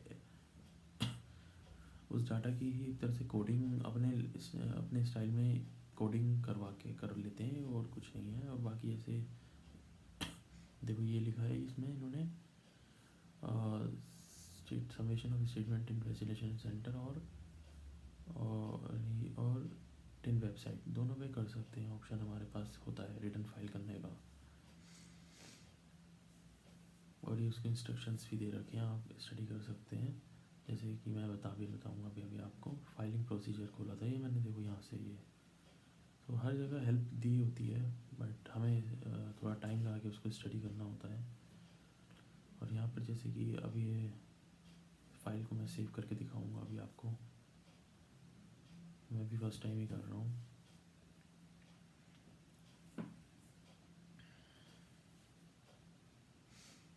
लेकिन अभी हाँ, ये जो है हमें ना इसमें क्या करना होता है, ये भी एक बहुत इम्पोर्टेंट प्रोसेस है।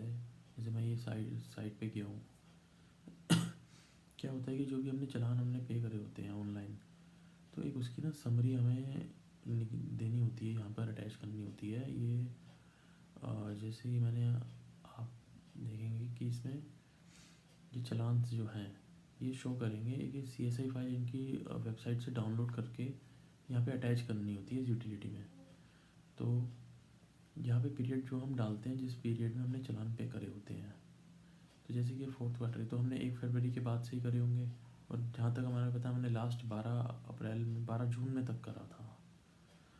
तो अब हम क्या करेंगे कि उतना पीरियड डाल लेंगे, 12 से कुछ दिन आगे का भी डाल सकते हैं।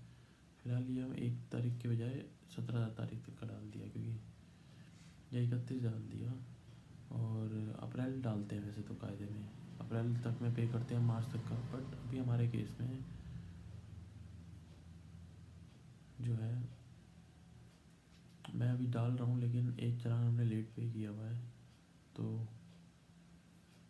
देखते हैं, मैं उसमें आगे करेक्शन करूँगा अभी। तो व्यू चलान डिटेल में देखेंगे, और डाउनलोड में डायरेक्ट डाउनलोड जाती, तो ये सब कुछ चलान आ गए। जैसे 7 फरवरी में हमने पे करा, तो तो इसमें सैलरी वाले भी आ जाएंगे, ये एम्प्लॉयज़ वाला। तो अभी हम यहाँ पर क्या है कि ऑप्शन है कि जौन सा हम वहाँ पे टिक करें कि जौन से हमें चाहिए वो कर सकते हैं, या फिर ये सारे भी हो जाएंगे। यहाँ डाउनलोड चलान फाइल पे करेंगे तो इन सब चलानों की फ़ाइल डाउनलोड हो जाएगी, मतलब एक जो CSI फाइल होती है।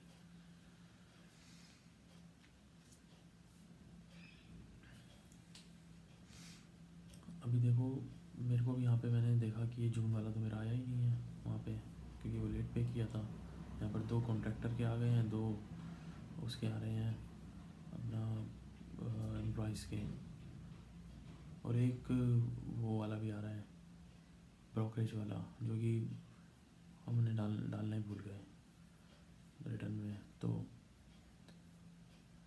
मैं वैसे अभी आपको डाल के दिखा सकता था कि कैसे होता है, बट मैंने नहीं दिखाया, क्योंकि मैंने कहा आपको वहाँ से अगर ओरिजिनल फ़ाइल जो रखी है उससे मैच कराऊँगा तो थोड़ा मिसमैच ना आए, इस चक्कर में मैंने जैसी कही थी वैसे ही यहाँ पर बनाया है। और अब मैंने देखो 30 जून तक काटा पकड़ लिया, क्योंकि मुझे बाद में मैंने देखा कि मैंने तो एक चालान लेट जमा कराया हुआ है। तो कैप्चा डाल के पहले व्यू करेंगे, डाउनलोड चालान फाइल में तो हो जाएंगे, डायरेक्ट डाउनलोड ही हो जाएंगे। व्यू करके भी हम डाउनलोड करते हैं, आगे जाके ऑप्शन आता है ये। तो अब यहाँ पर वो 12 जून वाला चालान भी आ गया। तो एम्प्लॉयज़ के भी आ रहे हैं जो सैलरी वाले होते हैं। अभी फ़िलहाल हम नॉन सैलरी वाली कर रहे हैं। तो हमें क्या होता है कि मेन हमने यहाँ पे जो चालान डाले हैं वो CSI फाइल में होने चाहिए। अब एक्स्ट्रा होए उससे कोई परेशानी नहीं है। तो हमने CSI फाइल को यहाँ पे डाउनलोड कर लिया एक लोकेशन पे अपने सिस्टम पे। अब हम फिर से क्रिएट फाइल पे क्लिक करेंगे और ये देखो यहाँ पर क्या है, सबसे पहले ये पूछता है इनपुट फाइल नेम। ये यहाँ पर तो हम वो डाल देंगे जो अभी हमने CSI डाउनलोड करी है।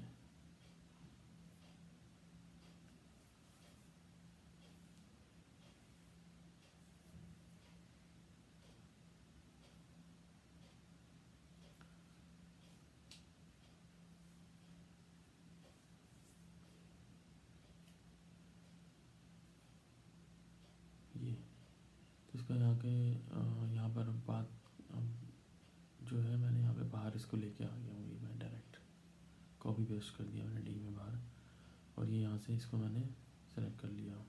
चलान input file name with path का मतलब है CSI फाइल, यानी कि चलान ऑनलाइन से जो डाउनलोड करेगी। Upload and statistics path report file path, तो ये हम जो अपना डाटा भी हमने सेव करा था यूटिलिटी से कर रहे थे, यहाँ पर वो वाली फाइल लगा देंगे। मैंने पिक्चर्स में बाहर सेव करी थी। तो अभी यहाँ से लाइब्रेरी में जाना पड़ेगा मुझे लगता है।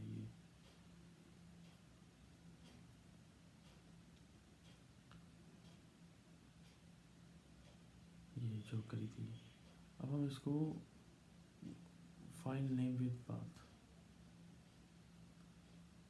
बस इतना ही करेंगे।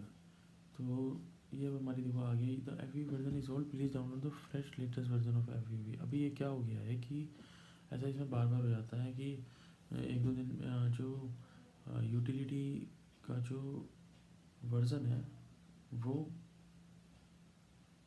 आउटडेट हो गया है। अब ये बड़ा पंगा हो गया है, यहाँ पे टेंशन होगी कि इतनी सारी मेहनत करी, कहीं ये दोबारा से तो नहीं करनी पड़ेगी। तो देखते हैं अब कैसे करते हैं इसमें।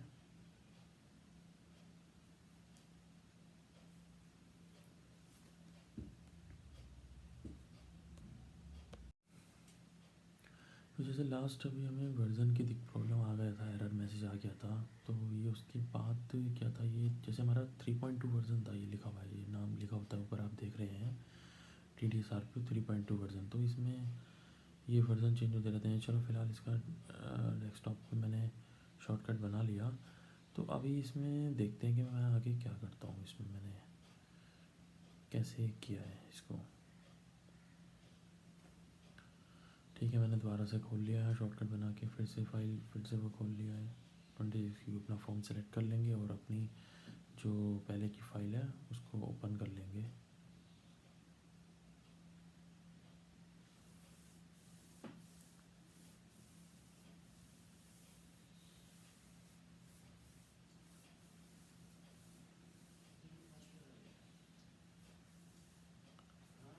फाइल अपनी हो गई है ओपन। अब इसको जैसे कि चालान वगैरह डाले हुए हमने यहाँ पे पूरे प्रॉपर। अब दोबारा से क्यों बना रहा हूँ, दिखा रहा हूँ यार, मेरे को समझ नहीं आई बात।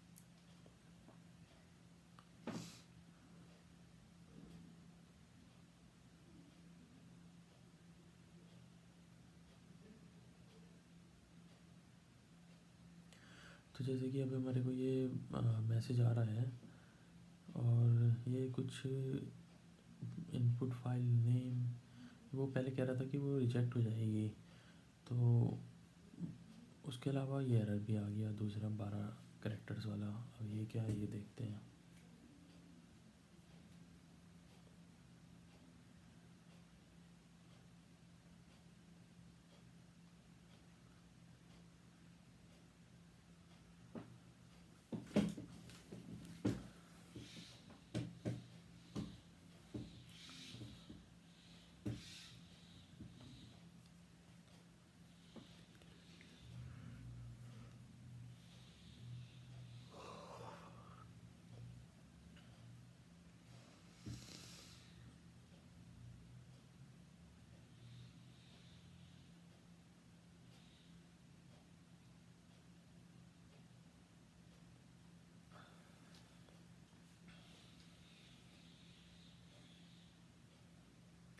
तो ये मैंने इसका एक ट्यूटोरियल खोली मैंने आपके आगे, आपके सामने। तो ये यहाँ पर देखो वर्जन्स के लिए ये यहाँ पे ऑप्शन देता है क्लिक हेयर। तो हालांकि लेके साइट पे ही चले जाएगा ये, और ये पूरा प्रोसीजर दिया होता है कि भाई कैसे कैसे हेल्प फाइल है ये पूरी कैसे कैसे भरनी होती है। तो जैसे मैंने तो आपको बताया, इसके अलावा अगर आपको कहीं प्रॉब्लम आती है तो आप इसका हेल्प ले सकते हैं। ये 64 पेज की फ़ाइल है जिसको भी मैं अपने पास सेव कर लेता हूँ, वहाँ पर अटैच भी कर दूँगा। ये भी मैंने वहाँ से डाउनलोड करी थी।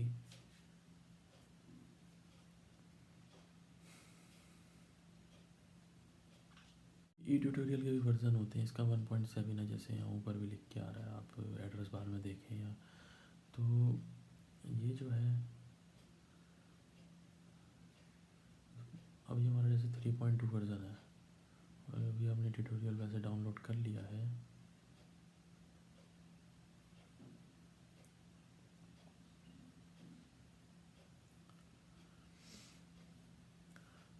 तो इस तरीके से हर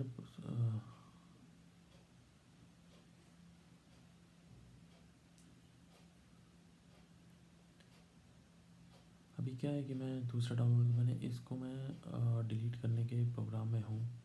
मैंने अपनी इस पूरे फोल्डर को मैं डिलीट कर रहा हूँ, नया वर्जन डाउनलोड करना है। लेकिन जो डाटा की फ़ाइल है जो वो हमारे पास पुरानी वाली ही रहेगी, वही इंपोर्ट हो जाएगी नए वाले में। ठीक है, तो हम यहाँ पर TDS RPO सिलेक्ट करें, सर्च कर रहे हैं। और जैसे अब यहाँ पर देखते हैं वेबसाइट पे कौन सा वर्ज़न आ गया है, ये 3.3 आ गया। कुछ दिन पहले आपको याद हो कि हमने जब डाउनलोड कर रहे थे 3.2 था। तो ये इस दौरान ही हमारा ये करते करते जो है, और ये देखो नीचे NSDL ERPO 1.7 वर्जन ई ट्यूटोरियल दे रखा है, तो फीचर्स भी दे रखे हैं। तो आप एक बार इन सब से ज़रूर गो थ्रू होए, एक बार सब दोनों सबका इनका रिव्यू करें। और ये यहाँ पर अब मैंने डाउनलोड करके मैं दो वो इस सेम जैसे पहले हमने इसको एक्सट्रैक्ट वगैरह करके मतलब इंस्टॉल किया था, तो मैंने उसको ऐसे इंस्टॉल करेंगे। देखते हैं हम दोबारा से इसको जनरेट करते हैं। तो अब हमारी ये नई खुल जानी चाहिए। ये देखो डायरेक्ट खुलने लगी, और ये ऊपर देखो वर्जन 3.3 आने लगता है। तो अब हम अपनी पुरानी वाली फ़ाइल खोलेंगे।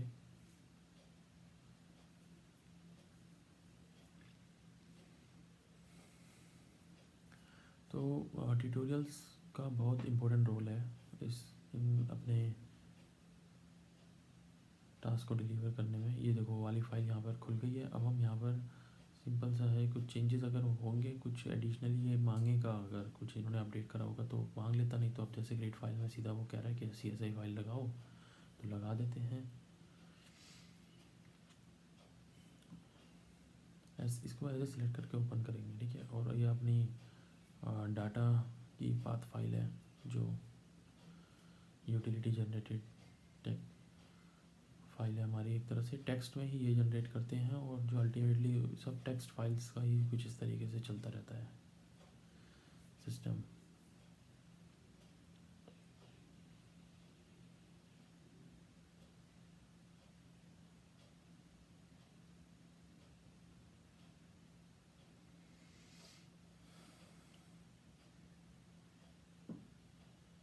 अब ये कुछ आ रहा है तो ये असल में ये क्या था कि जो मैं इनपुट कर रहा हूँ अपने, मैंने जो डाटा फाइल नाम से सेव किया था, वो ज़रा ज़्यादा ये जो बड़ी बना रखी है मैंने। एक्चुअल में है तो ये 12 कैरेक्टर से ज़्यादा नहीं, बट इसमें इसको मेरे को थोड़ा रीनेम करना करा था, फिर मैंने इसको बहुत ही शॉर्ट कर दिया था, तो फिर इसने एक्सेप्ट कर लिया था।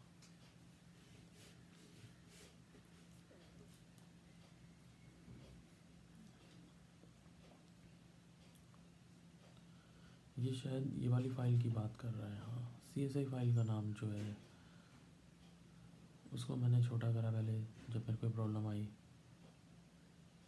तो जैसे जैसे करते हैं प्रॉब्लम तभी फेस सामने आती है, और वैसे वैसे हम उसको ट्रीटमेंट भी करते हैं।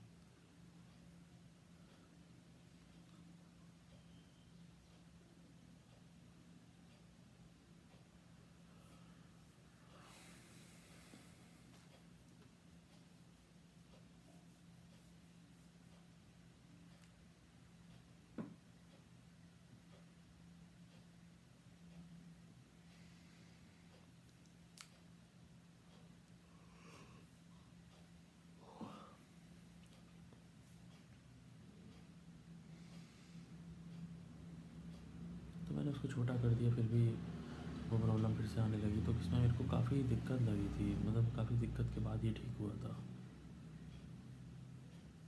अभी आपको भी पता चलेगा कि कैसे ठीक हुआ, अभी आप देखोगे आगे जैसे जैसे चल रहे हैं हम।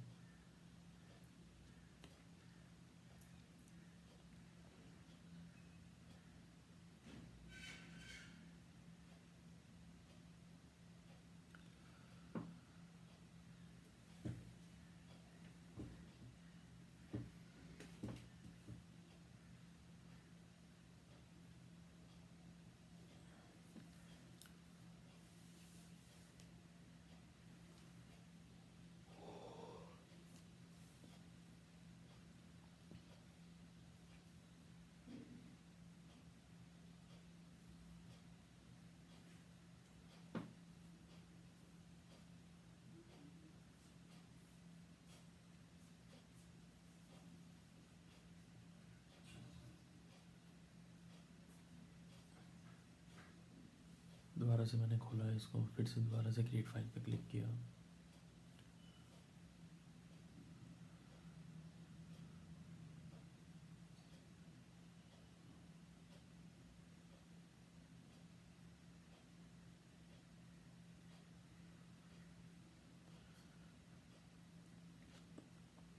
हालांकि ये जो मैसेज दे रहा था तो ये 12 कैरेक्टर का दे रहा था, इंक्लूडिंग एक्सटेंशन की बात कर रहा है, तो हो सकता है एक्सटेंशन को जिसका एक्स्ट्रा लग रहा हो, या फिर ये स्पेशल कैरेक्टर को एक्सेप्ट ना कर रहा हो।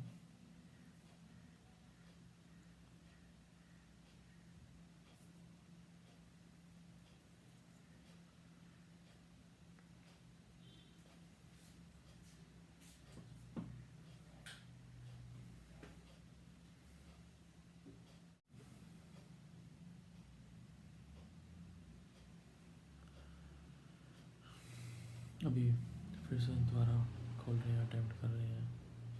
24 क्यू सेलेक्ट कर दिया था, तो दोबारा से 26 क्यू की फाइल। अच्छा, अब मैंने क्या करा, इसको खाली मैंने Q4 लिख दिया था नाम फाइल का, तो उसके बाद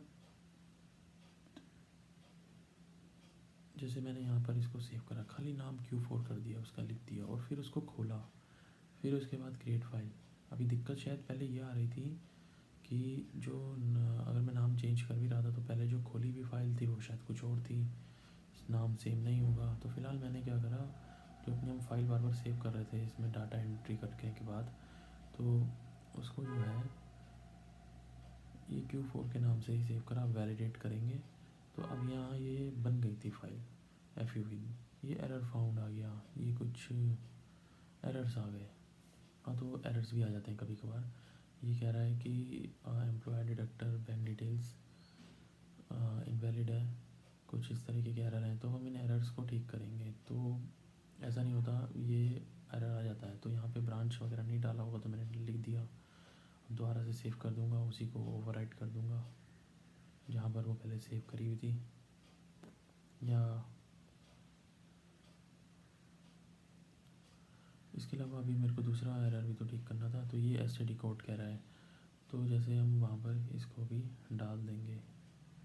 एसटीडी कोड टाइप बोल रहा है, शायद ऊपर वाले में 91 नहीं डाला हुआ।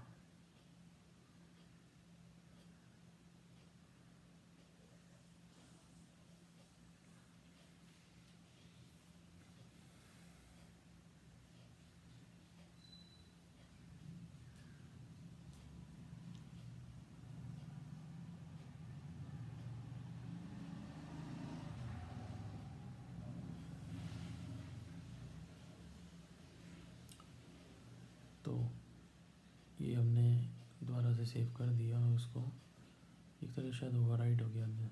अभी कह रहा है कि file can be open again हो सकती है। ये तो खैर शुरू से मैसेज देता आता है। तो ये हमने इस बात पे कर दी सेव। पता नहीं ओवरराइट का मैसेज क्यों नहीं दिया उसने, दे सकता था। खैर, तो दोबारा से हम सेलेक्ट करेंगे और ये जो है ये तो पहले वाली फ़ाइल गलती से सेलेक्ट कर दी मैंने। नहीं, ये सेलेक्ट करी है मैंने फ़ाइल उसी को। अच्छा, वहाँ पर ये चेंज करके, अच्छा पहले शायद मैंने डिलीट मार दी होगी, दोबारा सेव कर दिया मैंने ओवरराइट के बजाय डिलीट। अब ये देखो, ये कह रहा है, इसने कुछ और एरर भी मुझे दिखाने लगा कि ये जो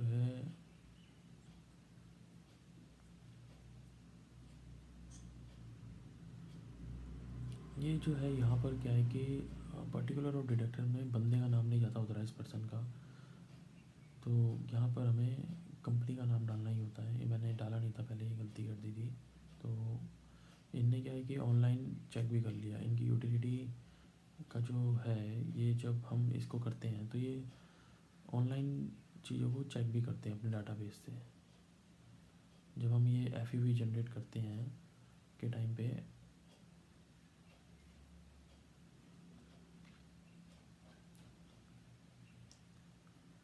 कहने को ऑफलाइन यूटिलिटी है, बट ये प्रोसेसिंग में ऑनलाइन हेल्प लेती है। तो हमारे ये जो है मास्टर की डिटेल्स इनने चेक करी, क्योंकि ये सब चीज़ें इससे चेक करने से ये रहता है ना कि आगे गलत कुछ डाटा चले गया तो फिर और कॉम्प्लिकेशन हो। तो इससे बढ़िया पहले ही उसको चेक कर लेती है ये।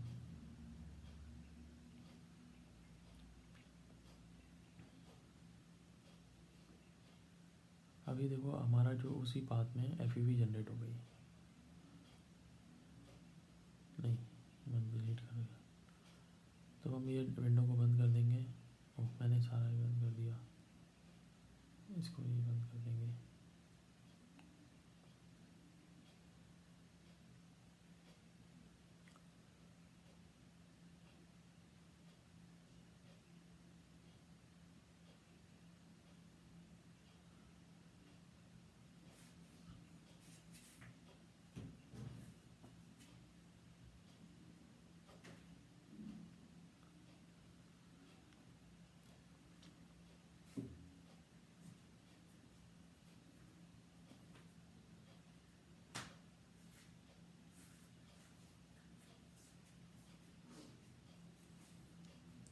तो मैं दोबारा से इसको एफईवी जनरेट करने का प्रोसेस रन कर रहा हूँ।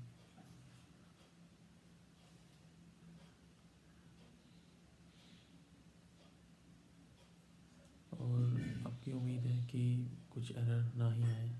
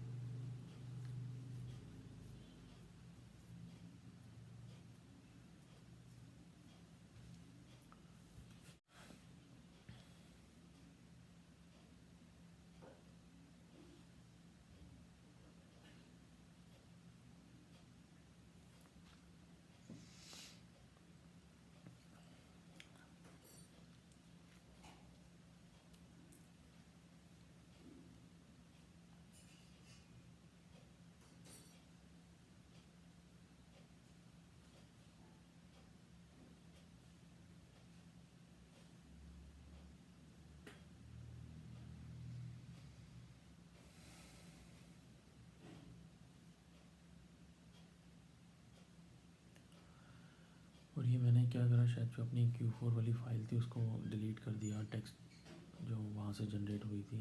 तो मैं दोबारा से इसको रिसाइकिल बिन से लाने की कोशिश कर रहा हूँ क्या।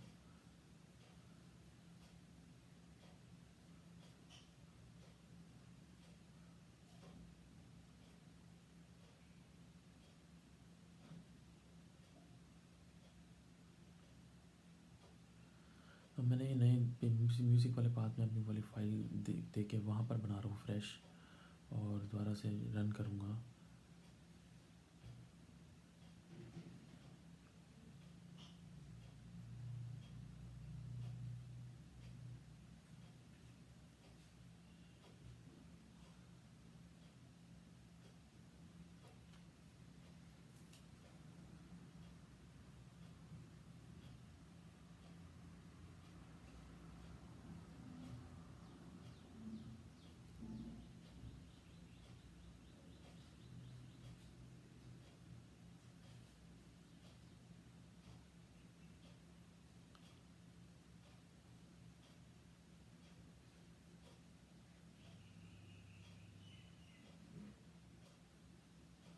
अब यहाँ पर मैं दोबारा से इसको सेव कर रहा हूँ, इसको Q4N के नाम से मैंने सेव कर दिया।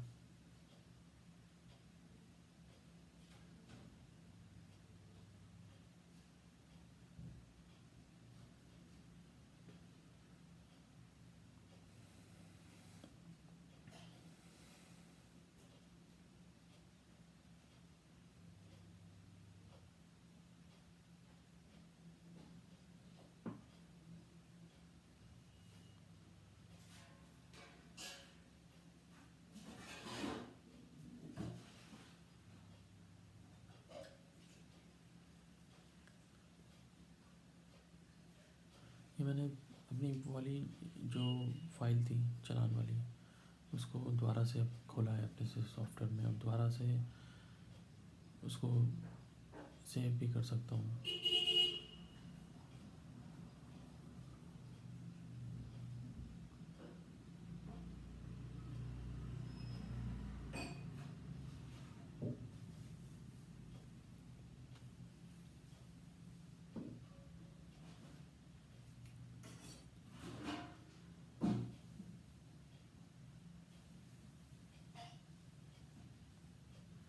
दोबारा से अब मैं क्रिएट FUV फाइल जनरेट करने का प्रोसेस रन कर रहा हूँ, और यहाँ पर CSI फाइल सेलेक्ट कर ली मैंने, और फिर मैंने जो म्यूज़िक में डाली थी दोबारा से अपनी बेस इनिशियल फाइल वो डाल रहा हूँ, जो डाटा की एंट्री वाली फ़ाइल थी हमारी। डाटा की फ़ाइल है ये, एक तरह से इसको डाटा की फ़ाइल कह सकते हैं।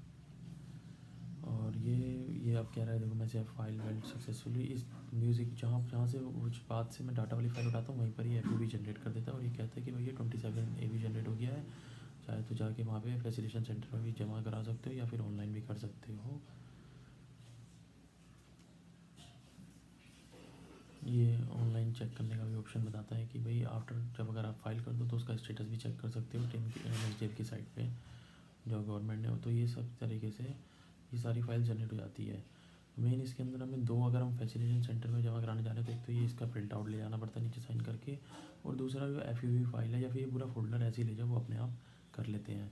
या फिर ये है कि अगर हम ऑनलाइन अपने खुद ही घर पे ही अपने सेल्फ सिस्टम में फैसिलिटी दे दी है, पहले तो DSC से होता था तो अब आधार से भी होने लगता है, या कंपनी केस में DSC से ही होता है सिर्फ। तो जाने की ज़रूरत नहीं है, और बिना किसी खर्चे के, जैसे नहीं तो अदरवाइज़ वहाँ जाते थे तो जितना डाटा था वो 40, 50, 100, 200 रुपये ऐसे लेते थे फाइलिंग के। पर अब हम अपने घर बैठ के भी सिस्टम कर लेते हैं, मतलब अपने ऑफिस से भी इसको अपलोड कर सकते हैं, सेल्फ अपलोड कर सकते हैं। तो हम कर देते हैं। FUV फाइल होती है इनकी अपनी कोडिंग लैंग्वेज में जनरेट हो रखी होती है, और ये टेक्स्ट फाइल होती है। इसमें मतलब जो हमने डाटा डाला होता है ये उसको ये अपने इस फॉर्मेट में कन्वर्ट कर लेता है, जो लैंग्वेज इन्हें समझ आती है उसमें। तो ये सब जैसे कि इसमें सब दिया होता है ऊपर यहाँ पे, ये सब आपको समझ नहीं आ रही होगी पर ये समझ ली जाती है कि इसमें पैन नंबर, ये एंट्रीज ही सारी दी होती हैं, बस सेक्शन वाइज चलान नंबर ये सब दिया होता है। आप कभी ढंग से इसको समझने की कोशिश करोगे तो समझ आ जाएगी। तो ये मेन क्या होती है कि जो ऊपर एफ फाइल डॉट है, तो यहाँ पे दो आ रही हैं। खैर कोई सी एक होती है काम के लायक इसमें।